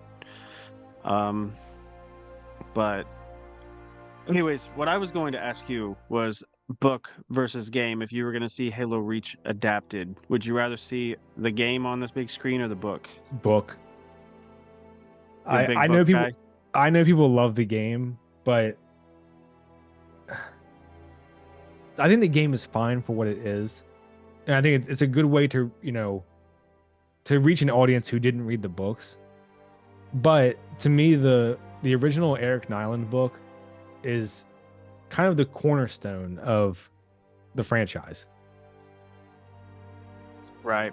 I mean, that's the No, one that lays all the groundwork, for what the Spartans are, for their mentality, their augmentations, how many of them are left. Like, that is the one that just sets up everything. And I know they did. Oh, go ahead. I heard they did like an updated edition. I've actually never read it. And apparently the updated edition is supposed to try to work in the game to make them both line up. I don't know if it does it successfully or not, but that's what I've heard. I'm gonna have to check that out because I try to headcanon both. Like I basically just cherry pick in my brain because I kind of adore the game. So like I want them both to coexist because I really I love the book. So I'm like I can't have one without the other. So how do you make like the whole Cortana situation happen when they're very, very different scenarios? Um that's like the biggest one for me, I think, is because you can basically have Noble Team doing their thing on the ground while Chief's in space, and that it doesn't really contradict anything. But the biggest thing being Halsey giving the Cortana vial to Noble Six to deliver to Chief on the Pillar of Autumn versus her choosing him right off the bat and going with him Are they for that training. are they Spartan 3s in the Fall of Reach game? All of them but George. I guess George is a Spartan too. Huh, okay. Yeah, see, I think they're kind of irreconcilable because the Spartan 3s in that game, at least as far as I can tell, are Spartan 2 equivalents. Like, So I don't know where this information is because I was asking around trying to figure this out, and I guess most Spartan 3s didn't have armor like that, but because of Noble Team's accomplishments, they were actually given like Mark 5B armor, which is a slightly shittier version of the Mark 5 that Master Chief wears in Halo Combat Evolved. huh. Well, so- Ghost of Onyx is where you get your Spartan 3 lore. But Right. Do you remember that? do I remember what? Do you remember that being in the book at all?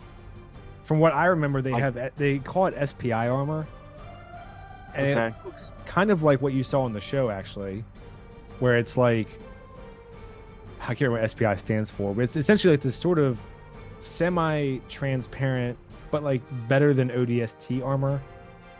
But the Spartan 3s themselves are still augmented. So they're not augmented to the degree of the 2s because of the survival rate. Right. I'm just going off the top of my head, so hopefully I'm not making any.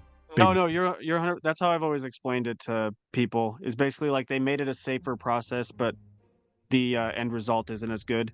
Yeah. So you end up with like, the way that they describe in the Fall of Reach for the 2s is that when they're 13, 14 years old, they look like 20-year-old Olympic athletes. And that's kind of the impression Yeah, that I got. remember Halsey. She almost said it like word for word the way you just said it. Yeah. Yeah. So that's the impression that I got for the 3s is that they're like, like 18-year-old Olympians, but they don't have the augmentations that take them to like the next step of human evolution. Right.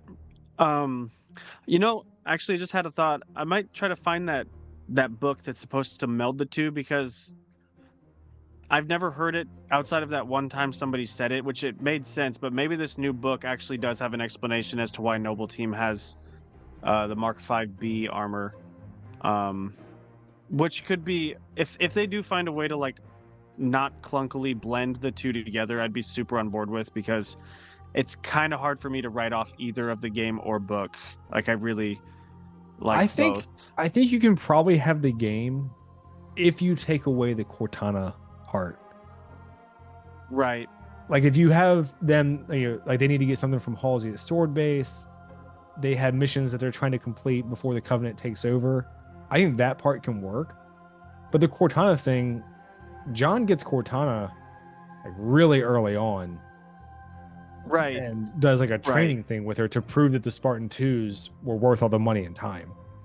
Yeah, and that's like a huge thing for his pushed the character, missile. obviously. That was Huh? super dope. They like tried to kill him. Ackerston tried to kill him with like an airstrike, and he like pushes the missile with Cortana's help. Yeah, he smacks That was it. super cool. Yeah, that's crazy. But Yeah, it's still fucks yeah, him I up, but prefer that with the Cortana thing, but it's kind of like, so what do we have Noble Team do that's like super duper important? Because like, I would say you probably just have to have him like purging databases and then maybe relaying one important piece of information, whatever, a disk or whatever the fuck. yeah, from- it'd be an easy fix. Yeah. I want their story to be there, but I want Cortana to be with like Chief. You know what I mean? Like, Yeah. so in my brain, I kind of cherry pick like what's canon, because I don't want either one to exist over the other, I guess. Yeah, and I think if you really wanted to, you could even make whatever the information that they transport is like something, Forerunner related, and that's how Cortana ends up picking the coordinates that lead them to Halo. Because if I'm Right. remembering correctly, it's been a while since I read Fall of Reach. I'm like halfway through right now. The book ends, and she has coordinates that she's seeing, and she's like, "What is this thing?" And then so when Right. Keyes wants to fly, like slip space jump, it's supposed to be random, but she goes toward like those coordinates, and that's how they end up at Halo. So it's not like a total Right, yeah. coincidence. It's like kind of like a guided, you know, like she A sent them in guided that random direction. jump. Yeah. Yeah. Oh, that's interesting. I remember her saying something about that. I might have to go back to that page and like see what you're talking about. I know that they kept it kind of vague because um yeah, I'll have to go back and look at it because I'm not remembering all the details on that.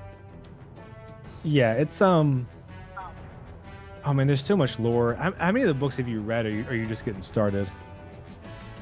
Well, so I read, I think, of the how many Bungie books are there? Because there's only like 6, right? Oh, I thought there was like 20, but I don't know. No, I think they like 343 kind of started like really pumping out books after they got the rights to the games and stuff. Huh? Okay, I didn't know that. Because I looked into it because I was trying to reread books that I had read as a kid, and because I remember reading Ghost of Onyx as a kid, but I remember virtually nothing about it. I think I was like just too young. Then I know I read Fall of Reach and Contact Harvest. Those are the only 3 that come to mind. I've read 2 of those now. Okay. And Well, my the plan is Flood. to go through all of them again.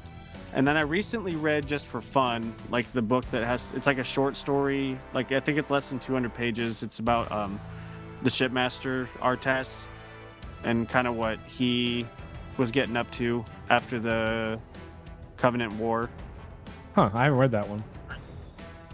There's definitely a few that I I don't haven't read remember. because there's so many of them. Oh yeah, I haven't read much since 343's thing. To be totally honest, never really got into like any of their games, which is, well, we could save that conversation for another time if you want to. That's kind of a long one. Yeah, kinda just, I like- feel like I'm more lenient with 343 than a lot of people. Like I'm Okay. fine. I think my biggest issue is that they seem so scared of criticism. Like I liked Halo 4. I know people shit all over it because it was hard to follow, and whatever other issues. But to me, they should have just committed and been like, "Look, this is the next trilogy we're gonna tell or whatever." And instead, they were like, "Oh no," and then we got Halo 5, and then again they were like, "Oh shit," and then we got Infinite. So now it's become like this really disjointed thing where it's They like, reset 3 times. yeah, whereas like, yeah, Master Chief is there, and he's just kind of bouncing around the galaxy. Who the hell knows why? My biggest, and I'll try to just keep it short. My biggest complaint with it was the 5-year gap, basically making like they basically decided to have like a faction of elites be bad guys because elites are such good like enemies to have. And I think they wanted to have that original Halo feel with it. So like when you wake up and Cortana's like, I need your help. I thought that scene was awesome, but when I walked up and I had to assassinate that elite, I was like, oh man, I really liked that alliance. I don't want to kill these guys, but I kept hoping that maybe I found like they were doing it on accident because they didn't know I was who I was. But then I'm like, oh no, this is just like a totally different faction. Like the further I got in the game. Yeah, was, and like, see, one of- that's a huge mistake 343 made, was like tying in a whole bunch of story stuff to books. So like I've read the Kilo 5 trilogy, so I understand why there's a million factions of elites. But Okay. I mean, 99.9% of fucking gamers aren't doing that. And they shouldn't have to. Yeah. Like, Well, and yeah, Halo 5 was even worse for that. Like you had to read like a pretty substantial amount of stuff before you got into Halo 5. When I played Halo 5, I had no fucking clue what was going on. I'm like, okay, this Yep. is kind of unacceptable for a game franchise. you know what makes it even worse is they just had a book come out Oh shit, what's it called? It's by Kelly Gay. She's done a bunch of their books. She's a pretty good author. I know the name. But they just had a book come out that's supposed to explain shit in Halo 5. And it's like, that's what we're doing? Why? Just give up on it, please. Like, just like move we have to on. have a book come out a decade later that explains the fucking story? We could be doing some other things. Like, oh man. See, it's Yeah, we funny should because definitely have a conversation about the games. Yeah, I'd like to. it's funny. You seem annoyed by Halo 4. I'm actually more annoyed by fucking Infinite because now they've made the Okay, no, Banished. I have like, a lot of problems with Infinite. I just feel like Halo 4 kind of set us down the path. Yeah. Like with what you said, the lack of commitment on their part. Yeah, I mean, in Halo 5, they should have just continued the story they wanted to tell, bring the Didact back because you can't kill him the way that they did, and just keep going. Right. And instead, we get this bullshit in Halo Infinite where it's like, I want to Ashura have a monologuing fight for in a hours. sandbox with you, and let's all fuck around, and you can challenge my bosses. Like, Dude, and also, by the Ashura way, the just- Banished is equivalent to the Covenant somehow. Yeah, yeah. Would logistically that makes zero fucking sense, but all right. And don't worry, guys. I don't we know how brought people like Cortana that back, story. but shittier and uglier. Yeah, and confused and like young and naive for some reason. God. Oh man. Yeah, Dude, again, they I killed off their I've- big villain off screen. Again. Yeah. Dude. I'm laughing because they're just so inept as a company. I'm like, Jesus Christ, what is happening over there? God, Oh, if they would give me like my salary right now to write the next fucking game for them, I would gladly do it. oh, easy, dude, easy. Take that in a fucking heartbeat. I'd be like, I just need to be able to like live the exact same way I am. Yeah, I'll take this salary. I got Yeah. you. And just continue with Infinite, even though I hated that fucking game. And I would probably have it be kind of similar to Halo 2. Yeah, And I maybe like you having play the as two like an elite in the perspectives. Banished or whatever. Yeah, You know, you end the game with your Atriox fight. I actually have a big Halo 4 video that I've been working on in the background, but I'll have to save that for another time because I can't be spoiling that video. That's I gotta get the creative juices flowing on that one. Oh, well, the reason I asked about the books was because, okay, for the books, if you read them in order, not chronological timeline, just when they came out. If you go Fall of Reach, the Flood, a lot of people will say skip the Flood because it goes through the game details. I actually think it's a really important book because it covers all the other shit going on with the ring, and it makes the timeline like much more clear. And I then actually First Strike liked follows that book one. a lot. I have seen people say skip that one, and I'm like, I thought it was fun. I didn't mention it. Yeah, I remember reading that book pretty vividly. I think that's the one I remembered the most. Yeah. I'm echoing again a little bit. Oh shit. Damn it. I think my air conditioning shut off, so maybe it just started picking it up. Hold on. Try again. Let's see how I sound. It's like really quiet, but I can still hear it. I'm gonna try moving my microphone away or turning my gate down a little bit. All right. Yeah, one more time. Okay, let's see. It's like barely there still. I don't even know if it would Man, be. that's I'm not sure if it would get picked up Oh, or not, but it's probably fine. just keep going until you. I'm gonna keep going slowly down. Okay. Do the mauler going. Oh, Yeah. shit. La, la, la. Okay, I don't hear anything now. So Okay, sweet. Got it. okay. I So think for it's the because my AC shut off, so it. okay. Yeah. So after the Flood, if you read First Strike, that one literally picks up where Combat Evolved ends. And that kind of bridges the gap between 1 and 2 for the games. And then Right. And I haven't read First Strike. It's on my list. I like I'm First definitely gonna Strike get a to that lot. one soon. First Strike is pretty And good. yeah, And it's- I've heard a couple like small bits about it, and I'm like, oh, that sounds badass. Like Yeah. I'm really excited to read that one. And that one's definitely got some more of John's character stuff I'll try. I won't spoil anything too important, but there's a conversation that him and Halsey have where you figure out how Sergeant Johnson survived the flood. And what you find out is Oh, because nice. he was in the Orion project, which was like the Spartan 1 project. He ended up being Okay. exposed to a lot of plasma grenades. And it caused a disease in his DNA called boron syndrome. So his central nervous system was fucked up. So the flood just skipped over him. Because they were like, oh, he's Oh, shit. defective. Yeah. So Kinda John and like, Halsey had this That Brad Pitt conversation. movie. Huh? Kind of like that Brad Pitt movie. I can't remember what it's called. World War Z. World War Z. Yeah, when if you like have a sickness that they won't infect you. Oh god, the book was so much fucking better. But That's all I ever hear. yeah. I mean, so I hadn't read the book, so that was just kind of like a fun zombie movie for me. But like, I get the contention completely. Well, the book was slow zombies, which is obviously a huge change.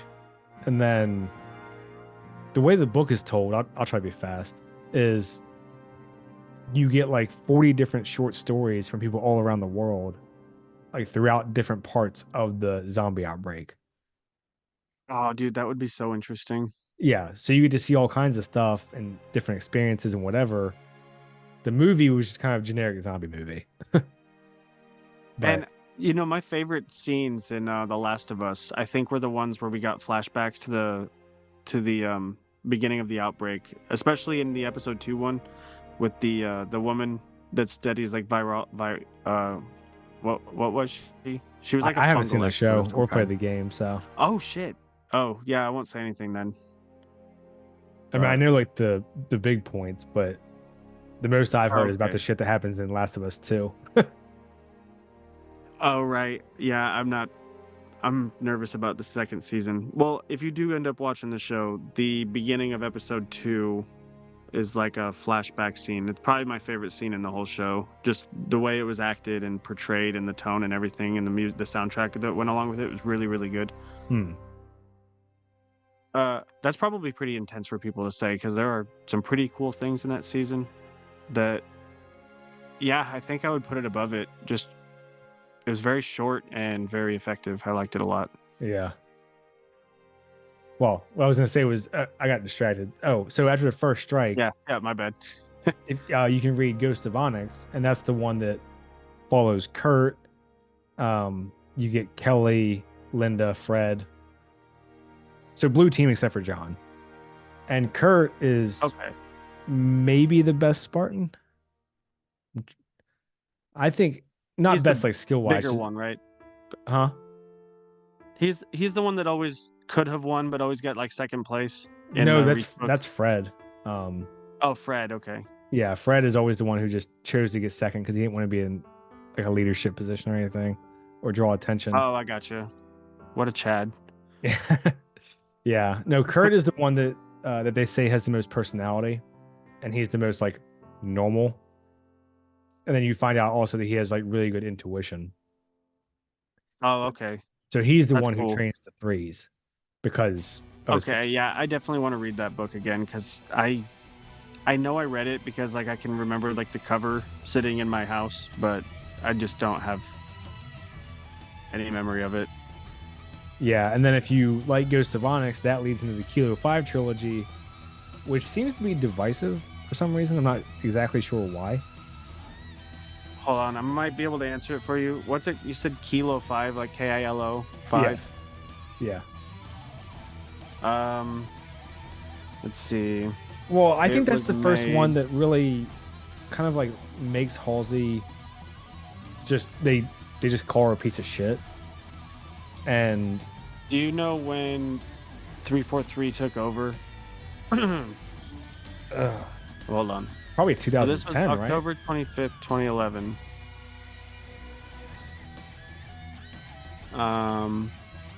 It And probably the would have been third was around in then. Okay, so yeah, this is during 343's tenure. That's probably why. That was right at the beginning. And then Karen Travis is the one that wrote them. And I like her writing style. She actually wrote all the original Gears of War books. But Oh, cool. but people seem to not really enjoy what she did with the story. But then there's a bunch of stuff like Okay. that spins off, like Last Light. That's another book that follows Fred Linda Kelly and it introduces Veda Lopez and some Spartan threes. It brings in, so that one is like a kind of like a detective thriller type story. Oh, that could be fun. Yeah, it's I really like it. So that's what I'm saying. There's a bunch of books, and they go off in all kinds of directions. You know, you get random stuff for John still, like it's not Silent Storm. It's oh shit. There's one where they go back to Reach and do stuff, but yeah, there's just a lot of good shit. Even the comics people like. I never read the comics, but I would definitely recommend the first like 5 or 6 books, like Contact Harvest, Cold Protocol, Fall of Reach, The Flood, First Strike, Ghost of Onyx are all really good. Yeah, the Forerunner trilogy, I would say, First is my Strike- least favorite, by Greg Bear. His writing style is just hard to follow for me.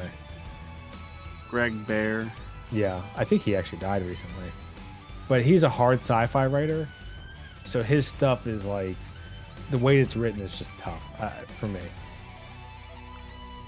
Like it's Oh it's yeah, I just looked Cryptum. up, I remember this too. Yeah, it's like Cryptum, Silentium, and something. And Cryptum is okay, and the other two, I was just like, I don't even know what's happening. Like I just reread the Well, pages if you over and want over. to do a quick read about good old Artas Vadum. Wait, is he Vadam or Vadum? Which one's which? I'm not sure. Anyways, that was Joseph Staten that wrote that little short Oh. book. It is just called his ship name, Shadow of Intent. Oh yeah, yeah. I have heard of that one. I just haven't. Oh, you it. read that? No, I've heard Oh, of okay, it. gotcha.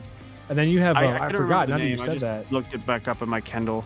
I think Joseph Staten wrote Cold Protocol actually,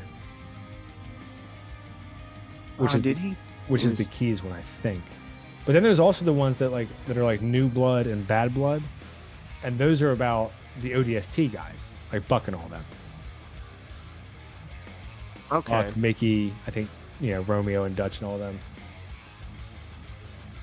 Okay, so yeah, he did Contact Harvest, Shadow of Intent, and Cold Protocol. And I can say that the writing is pretty similar between Shadow of Intent and Contact Harvest. But obviously from an alien perspective and a Johnson, so that you can tell that. But Yeah. I need to read Cold Protocol because I know what it is and I know why it became a thing, but I know I didn't read that book. I think that and First Strike were the only two Bungie era books I didn't read as a kid. Yeah. They're both solid. And New Blood and Bad Blood that cover the ODST stuff. I think people like New Blood. Bad Blood, I don't know what the opinion is. I'm gonna go ahead and add that to my list. You said New Blood is that the first That's the first chronological one. one? That's the first one, yeah. And then Bad Blood, I think, is the sequel. I would definitely double check that because I'm just going on memory. Right. But I'd like to read an ODST book. That'd be pretty badass. I always liked the ODSTs. well, in one of them, I think it's Bad Blood. They're becoming 4s, so that leads into Halo 5. Oh, okay, gotcha. Well, it doesn't lead into it, but it's in that era or whatever. The Spartan 4s, like Buck getting to be Yeah. one and stuff like that. Okay, gotcha. Like they get their augmentations, they start their training. You get to see more of Palmer. Okay, sweet. Yeah, I got me a nice little list of things. First thing on the list is definitely Attack on Titan, though. I would like to finish that. Yeah, but for the books, New Blood actually has one of my favorite lines in it about Spartan 2s. And this is the kind of thing the show just really pissed away. It's Buck. That's Nathan Fillion, right? Buck? Yeah. Buck is doing something, and Jai shows up, he's Spartan 2 from the Gray Team. And he talks about how big he is, and Jai is trying to recruit him, I think, to be a Spartan 4 or maybe just to work for Oni. I can't remember what it is at the time. and Buck is thinking to himself, and he's like, you can tell by his presence that he's essentially a walking god. Like, he's in the room because he chooses to be, and you're alive because he allows you to be, or something like that. And it's like, And this was about the Spartan 2. yeah, and like Oh that's shit. that's like the presence of the Spartan 2s that you get in the books, and the show Oh, yeah. never capitalizes on that at all. No.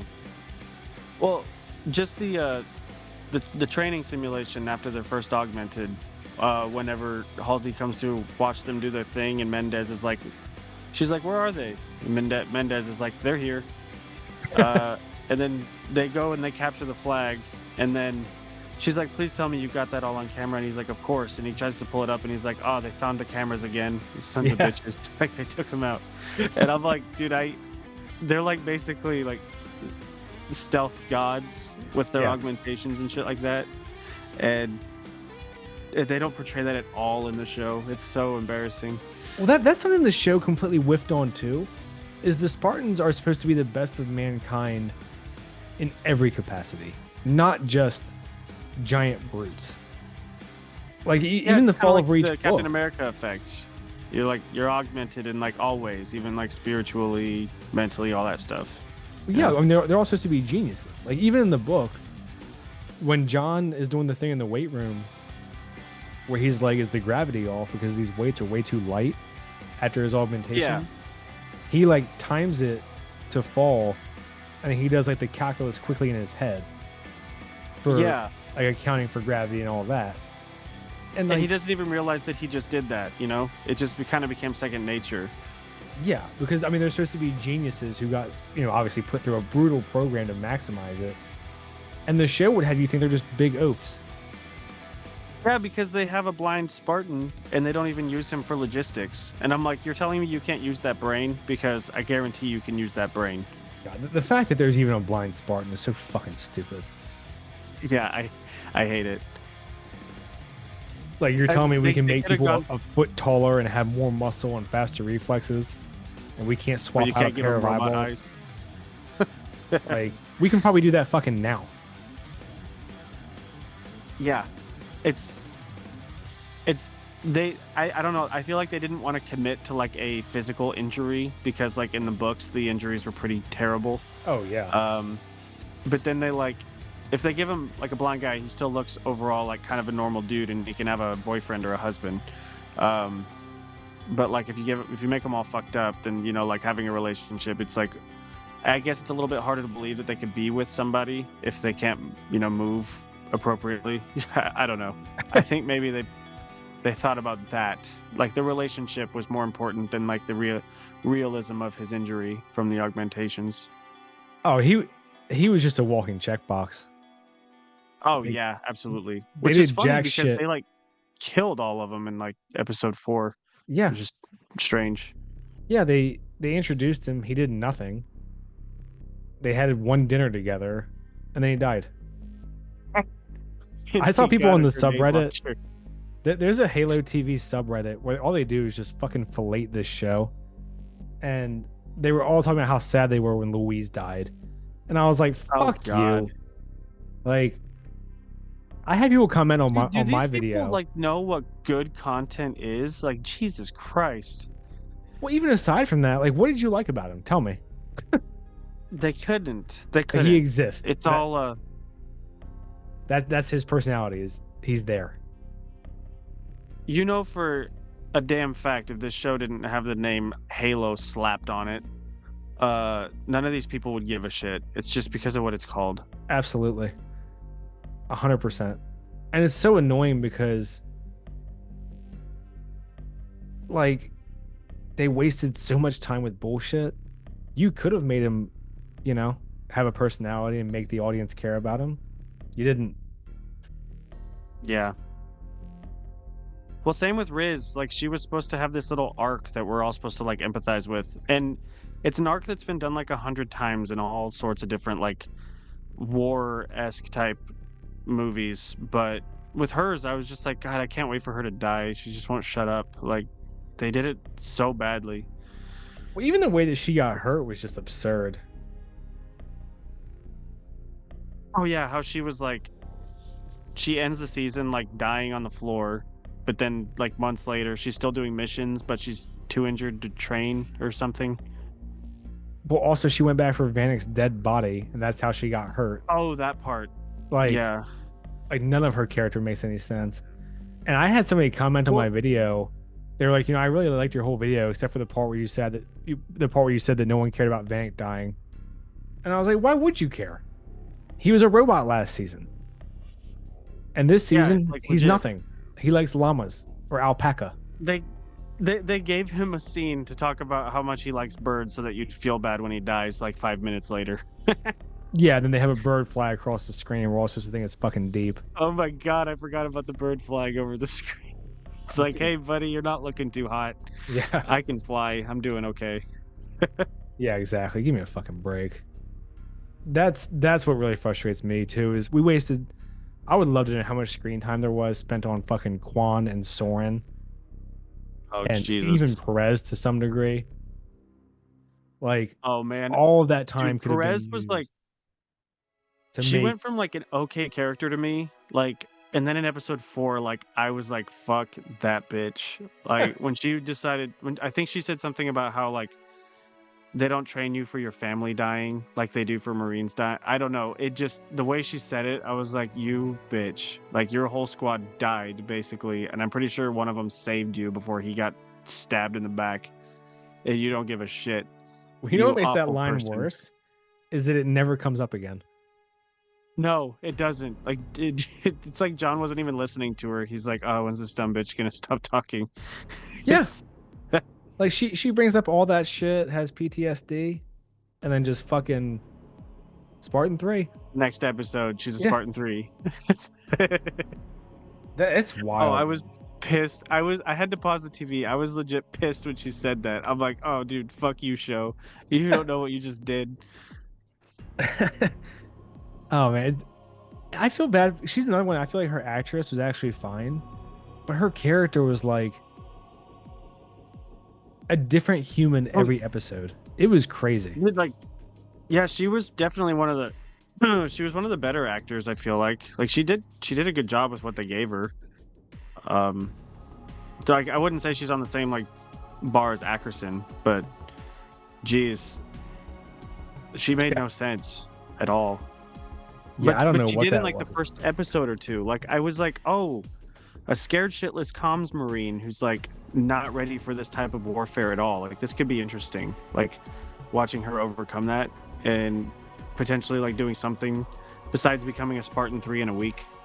But no, they fuck all that up. Like I hate that episode 4 is like the most highly praised episode, because I know. like from beginning to end, like that is the worst episode to me. I think it has the most problems. You know what's Um, funny is And it also like shifts the show in a totally different direction from where we thought it was going. yeah, it's a complete redirect of the entire plot. Yeah.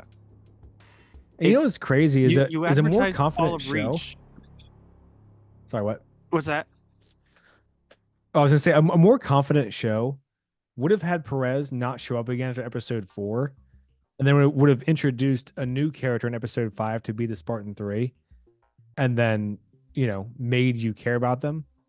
But the show didn't have the balls for that, so they had her do both. Yeah, she really was filling the role for like 2 or 3 different characters, I feel like. I Yeah. feel like you could even say 3 almost. Like we're like right there. Because there's that really weird scene when they land on the ship in episode 8, like the finale. So she's the best Spartan 3. She's like hyper focused. When one of the girls was crying, she like basically got her to lock it down. But when they land on the ship, she's having like a panic attack. But they didn't build up the PTSD at all. Like they went from her being PTSD struck to fine to PTSD again on the ship. And then Kai's like, remember your training. And I'm like, well, she didn't do any. Yeah, like she flip-flops on a dime. Like that scene was really weird to me. I'm like, why is she freaking out right now? I thought she was stoic badass now. Yeah, oh man, that's the type of thing that I feel like that's where you can tell that they just brought random people in to write shit. Yeah. They're like, oh, she has PTSD. Okay, I'll put a scene in there like that. And it's like, oh no, we kind of forgot about that a couple episodes ago. Oh yeah, well. she was actually already over it, but go ahead and bring it back. Yeah, you can bring it back. It's the finale. If people remember it, they're. I really do think it comes down to they think like, and this is probably with like Disney and like Marvel, Star Wars type stuff, but they really do just think a lot of their audience is just really, really dumb, so they can probably just get away with the iconography like that. I don't even know if it's that or if they're just so shit at their job that they just think it's a good show. And like, Well, I believe that the writers think that they did something good. Like you hear the way they talk about it, they're all very proud of it. But like you and I, we have like totally different careers going on. We like watch this and we could talk at length about how wrong everything is. There has to be somebody over there that can watch this show and go, this is fucking awful. You know what I mean? But like it's already made, so just put it out there. I don't know. I think there's just so don't much really understand apathy something. Yeah. that they don't even fucking notice. Yeah. If you're the money man at a company, especially a company that's dying, and you're like, oh, we have a big video game IP that could potentially make us a lot of money. You think you'd give like at least half a shit, you know? I mean, you would weird. think.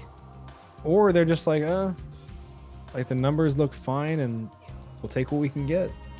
We cut the budget in half. Well, So who cares? I guess when like a company goes under, you can get a big tax write-off. So maybe that's kind of what they're banking on. So like they'll get bought out, and then they'll also get that secondary check from the government.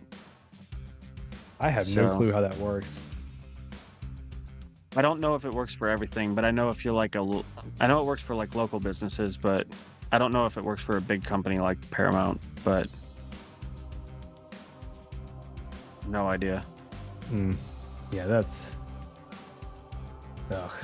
That whole thing sounds like a mess because they were trying to do a 30-day private window with Skydance, and then that led into like not working out. So now it's Apollo and Sony, and apparently some of this $26 billion buyout is for their debt that they had to pay off or something. I don't really understand all of it. Yeah, which I don't know, because like they don't make all terrible movies. Like some of their movies come out are good, but then they make a show like this, and it's like I kind of want you to fail. You know what I mean? It's so bad. Yeah. I would think if you're Paramount, like most of their revenue has to be coming from like SVU or whatever, and then like Big Bang Theory and shit that's been on for. Oh shit! Do they make Are they Law and Order? Is that their thing? I thought they were. Oh shit! I'll have to tell my wife that she still watches that show. I'll have to let her know that they're going out of business. But They'll just get bought Well, by they would Sony probably- or whoever. Yeah. yeah, maybe they'll continue it. I mean, Olivia Benson, man, she's been going at it for like 20 some years at this point. Well, also, I mean, worst case, they'll just sell the shit to like Netflix for a year for $50 million or $100 million. Yeah, I mean, the market got so oversaturated with streaming services that it's only a matter of time for like, they start going up like this. But I don't see like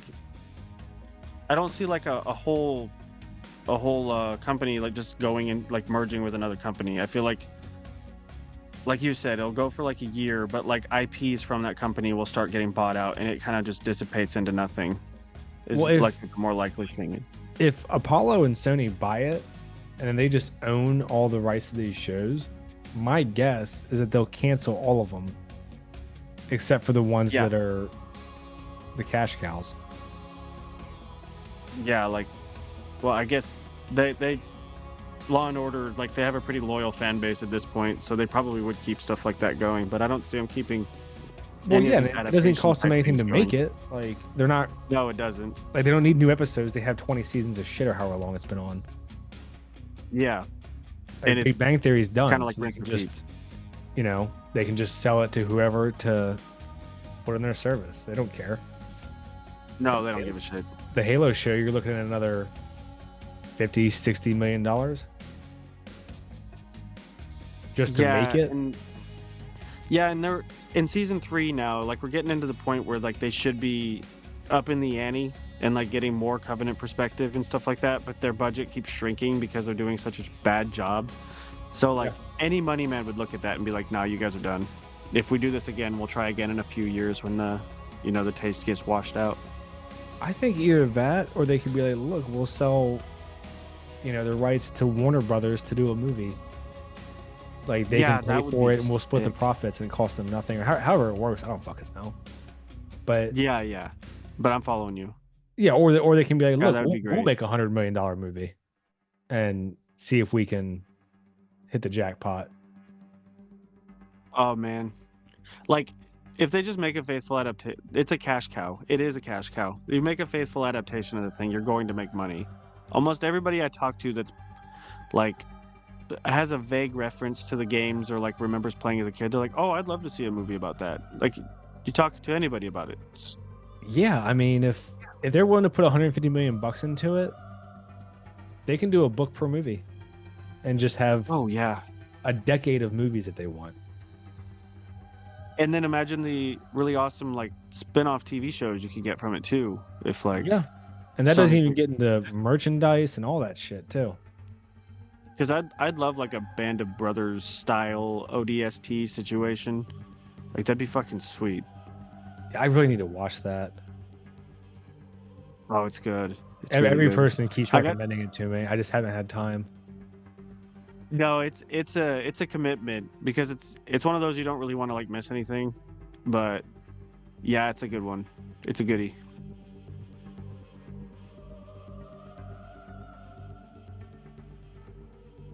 All right, you want to start wrapping up here? Sorry, I was looking at something. Yeah. Yeah, I probably need to go to bed. What time? It's almost 11. Yeah, I gotta wake up early. So I am down for that. Here, let me do a little hey, filthy casual, do you want to sell yourself to the people that watch my videos? Yeah, I mean, I talk about TV shows, movies, anime, books sometimes. Pretty much the same tone as the conversation we just had here. I mostly do short-ish commentary, like between 5 minutes and half an hour, depending on how spoiler I want to be. Every once in a while, I'll do a long video. I have a long Halo video. I've done long ones for Ahsoka and Kenobi. The steaming piles of dog shit they were. Absolutely. You can come check my stuff out if you want. If you enjoyed this conversation, my channel, I think, sounds pretty much the same. I don't think I really fluctuate too much personality-wise or presentation-wise. So I would say that I did notice an improvement in your sound quality on your last video when you were talking about the little problem that you were having with like the transfer of files. yeah, I was doing an extra conversion completely fucking unnecessarily. I was so mad at myself.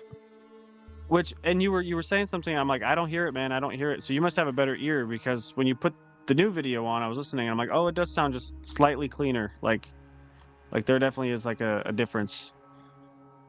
Yeah, I don't know. I'm not nearly savvy enough for this.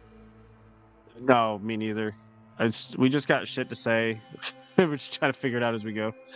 Pretty much. Yeah, I mean, Yeah. And also, for the most part, I stay out of politics on my channel. I will Right. at least, Yeah, I try to avoid it too. yeah, I acknowledge if I think political shit is slipping into the show or movie, but by and large, I try to avoid it. So, Right. Try to give some escapist fun. But ideally, yeah. sometimes you got to talk about it, like when it's just smacking you in the face. Like, I don't know, if your show's covering the differences between socialism and communism, you're probably gonna have to talk about them. So, But yeah, I mean, that's what happened to me with my Civil War video. right. I still get comments every Right. day calling me a retarded right winger. It's like you don't even know what I am. I'm just analyzing the movie. Yeah, I just called the movie how I see it. I mean, Yeah. it is what it is. That was a Yeah. dog shit movie anyway. So Yeah, I'm actually just gonna go finish that video. I lost the urge to watch it, so I'm just gonna go watch the rest of your take on it. of Civil War. Yeah, I It's kind of pretty much just me listing off how Alex Garland said it was politically neutral, and that was how they advertised it, and it's just not. right. I mean, it's so funny too. I've gotten comments. I don't want to like drag this out, but I've gotten so many comments being like, Oh, "Oh, you're good. really? My so and so said it was actually right wing," and I respond to them because I respond to as many comments as I can, and I say, "Oh, what about it was right wing?" Never fucking hear back. Like I've heard that Yeah, claim probably a dozen times now. Not a single person has said why. So well, it's just like I don't know the comments that like want to argue with you, like they never respond. Like they'll a lot of times people will be like, "Halo show's not that bad," and then they'll say a bunch of random stuff, and I'm like, "You didn't say anything good about the show in your like ramblings." Like I had if you one want to say it's guy, not that, he left like maybe 10 comments on my episode 8 video, and all of them were like a page long. I stopped reading them after the first one. And all it was him kind of headcanoning why it wasn't fucking stupid. I'm gonna have to go look at that because there's a really good possibility since our channels aren't that dissimilar, uh, that it might be the same guy that did that to me. It was like he was commenting as he was listening to the video. I And he don't just I don't kept know. going. I think it was episode 8, and it got to the point where I was like, I'm not reading any more of this guy's fucking comments. I responded to one of them, and then he just responded with like another page long essay about, well, could have been blah blah blah and all this shit. And I was like, no, like fuck that. Yeah. It's not Yeah, on it the can't be. screen. It's not in the dialogue. I'm not giving them credit for shit. Like, Yeah. Like I can give credit to Arcane if somebody points out like a plot hole, be like, well, if I can't think of a good counter, I'll be like, okay, well, listen, that's like one out of how many. But if well, it's like yeah, the and then Halo there's show when they're just also like bleeding everywhere. exactly, and there's also like degrees of what I'm talking about. Like Parangosky's plan in the show, Oh, someone's gonna dude, have to one do of a the lot of dumbest fucking. things I've ever seen. Someone's gonna have to do a lot of work to explain to me how that makes sense. And the answer is it's never gonna because it's fucking stupid. Yeah, it's not. Because the only way to make it make sense is to make shit up. And that's the same problem they had with like the sequel trilogy. Yeah. Uh you can't defend something that you have to just constantly make shit up for. If it's not in the show, it doesn't matter. Yeah. Like you can't write the show that you want to exist and then defend the show that actually does exist. Yeah, from your head canon. I don't live in your head. Yeah. Uh All right. Well, do you want to give your little plug to my group if they even oh get this yeah. far? This is like a fucking 2.5 hour conversation. So Yeah, this went longer than I thought it would, but it was a good one. I'm probably title it something like talking about a bunch of random stuff with filthy casual, but yeah, mostly Halo. I was thinking the same thing. I was like discussing Halo, Attack on Titan, and then other stuff. Right, right. That's kind of what I'll probably call it. But yeah, Sergeant Mandibles here. Actually got the name, which you might find this funny. I watched the EFAP covering of the Halo TV show, and he Oh kept yeah. calling the Arbiter Mr. Mandibles. Oh, And I'm like, Fringy. Yeah. yeah, Fringy kept calling it Mr. Mandibles, and I'm like, oh, that's fucking awesome. But I was like, well, I was in the military, so I'll just tie it to that. So I went Sergeant Mandibles, so it has its own unique spin. So I'll have to shout out to Fringy for that name suggestion he didn't know he gave me. That's funny. I'll be honest. But I'm salty as fuck. I was trying to do an RB and the Chief clip insert in my video, and I couldn't find a spot for one. oh no, I've Wanted only to do needed one about the It was- Arbiter. I just couldn't fucking do it. I couldn't find like a little soundbite that I wanted. Damn, that's an excuse for you to go back through the whole show again. Just listen to it while you're working. I know it's a classic. Yeah, it's great. I love it. I actually messaged John, Graham, just to say, "Hey man, your show's awesome," and he responded to me on Twitter, so that was kind of cool. Yeah, he's Um, pretty nice. I've actually I've emailed him before too. He usually answers. Oh, okay, sweet. Yeah, he's a cool dude. He seems like super down to earth. But yeah. Anyways, with the stuff I'm working on, I have a couple Halo related videos that I'm working on. I have a couple of non-Halo related videos, but my channel's kind of morphing into mostly focused on Halo for the time being. And I broke down the whole, just like Filthy Casual here, I broke down the whole season 2 of Halo. He got into it a little before me though, because he got season 1 as well. I'm not going back to touch that, so what you see is what you get with mine. We're not backtracking.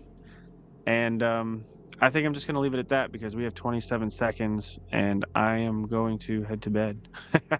All right. Well, yeah, and you know, for people who listen to me, he's only made like 15 videos, and we have almost the same amount of subscribers. So that's a good sign for him. Oh, thanks, dude. Took me like 150 videos to get to 700 or whatever I'm at. All right, that was my chat with Filthy Casual. Go check out his channel. He covers a lot of stuff over there. But yeah, I hope you enjoyed the chat, and I'll catch you guys and gals at the next one.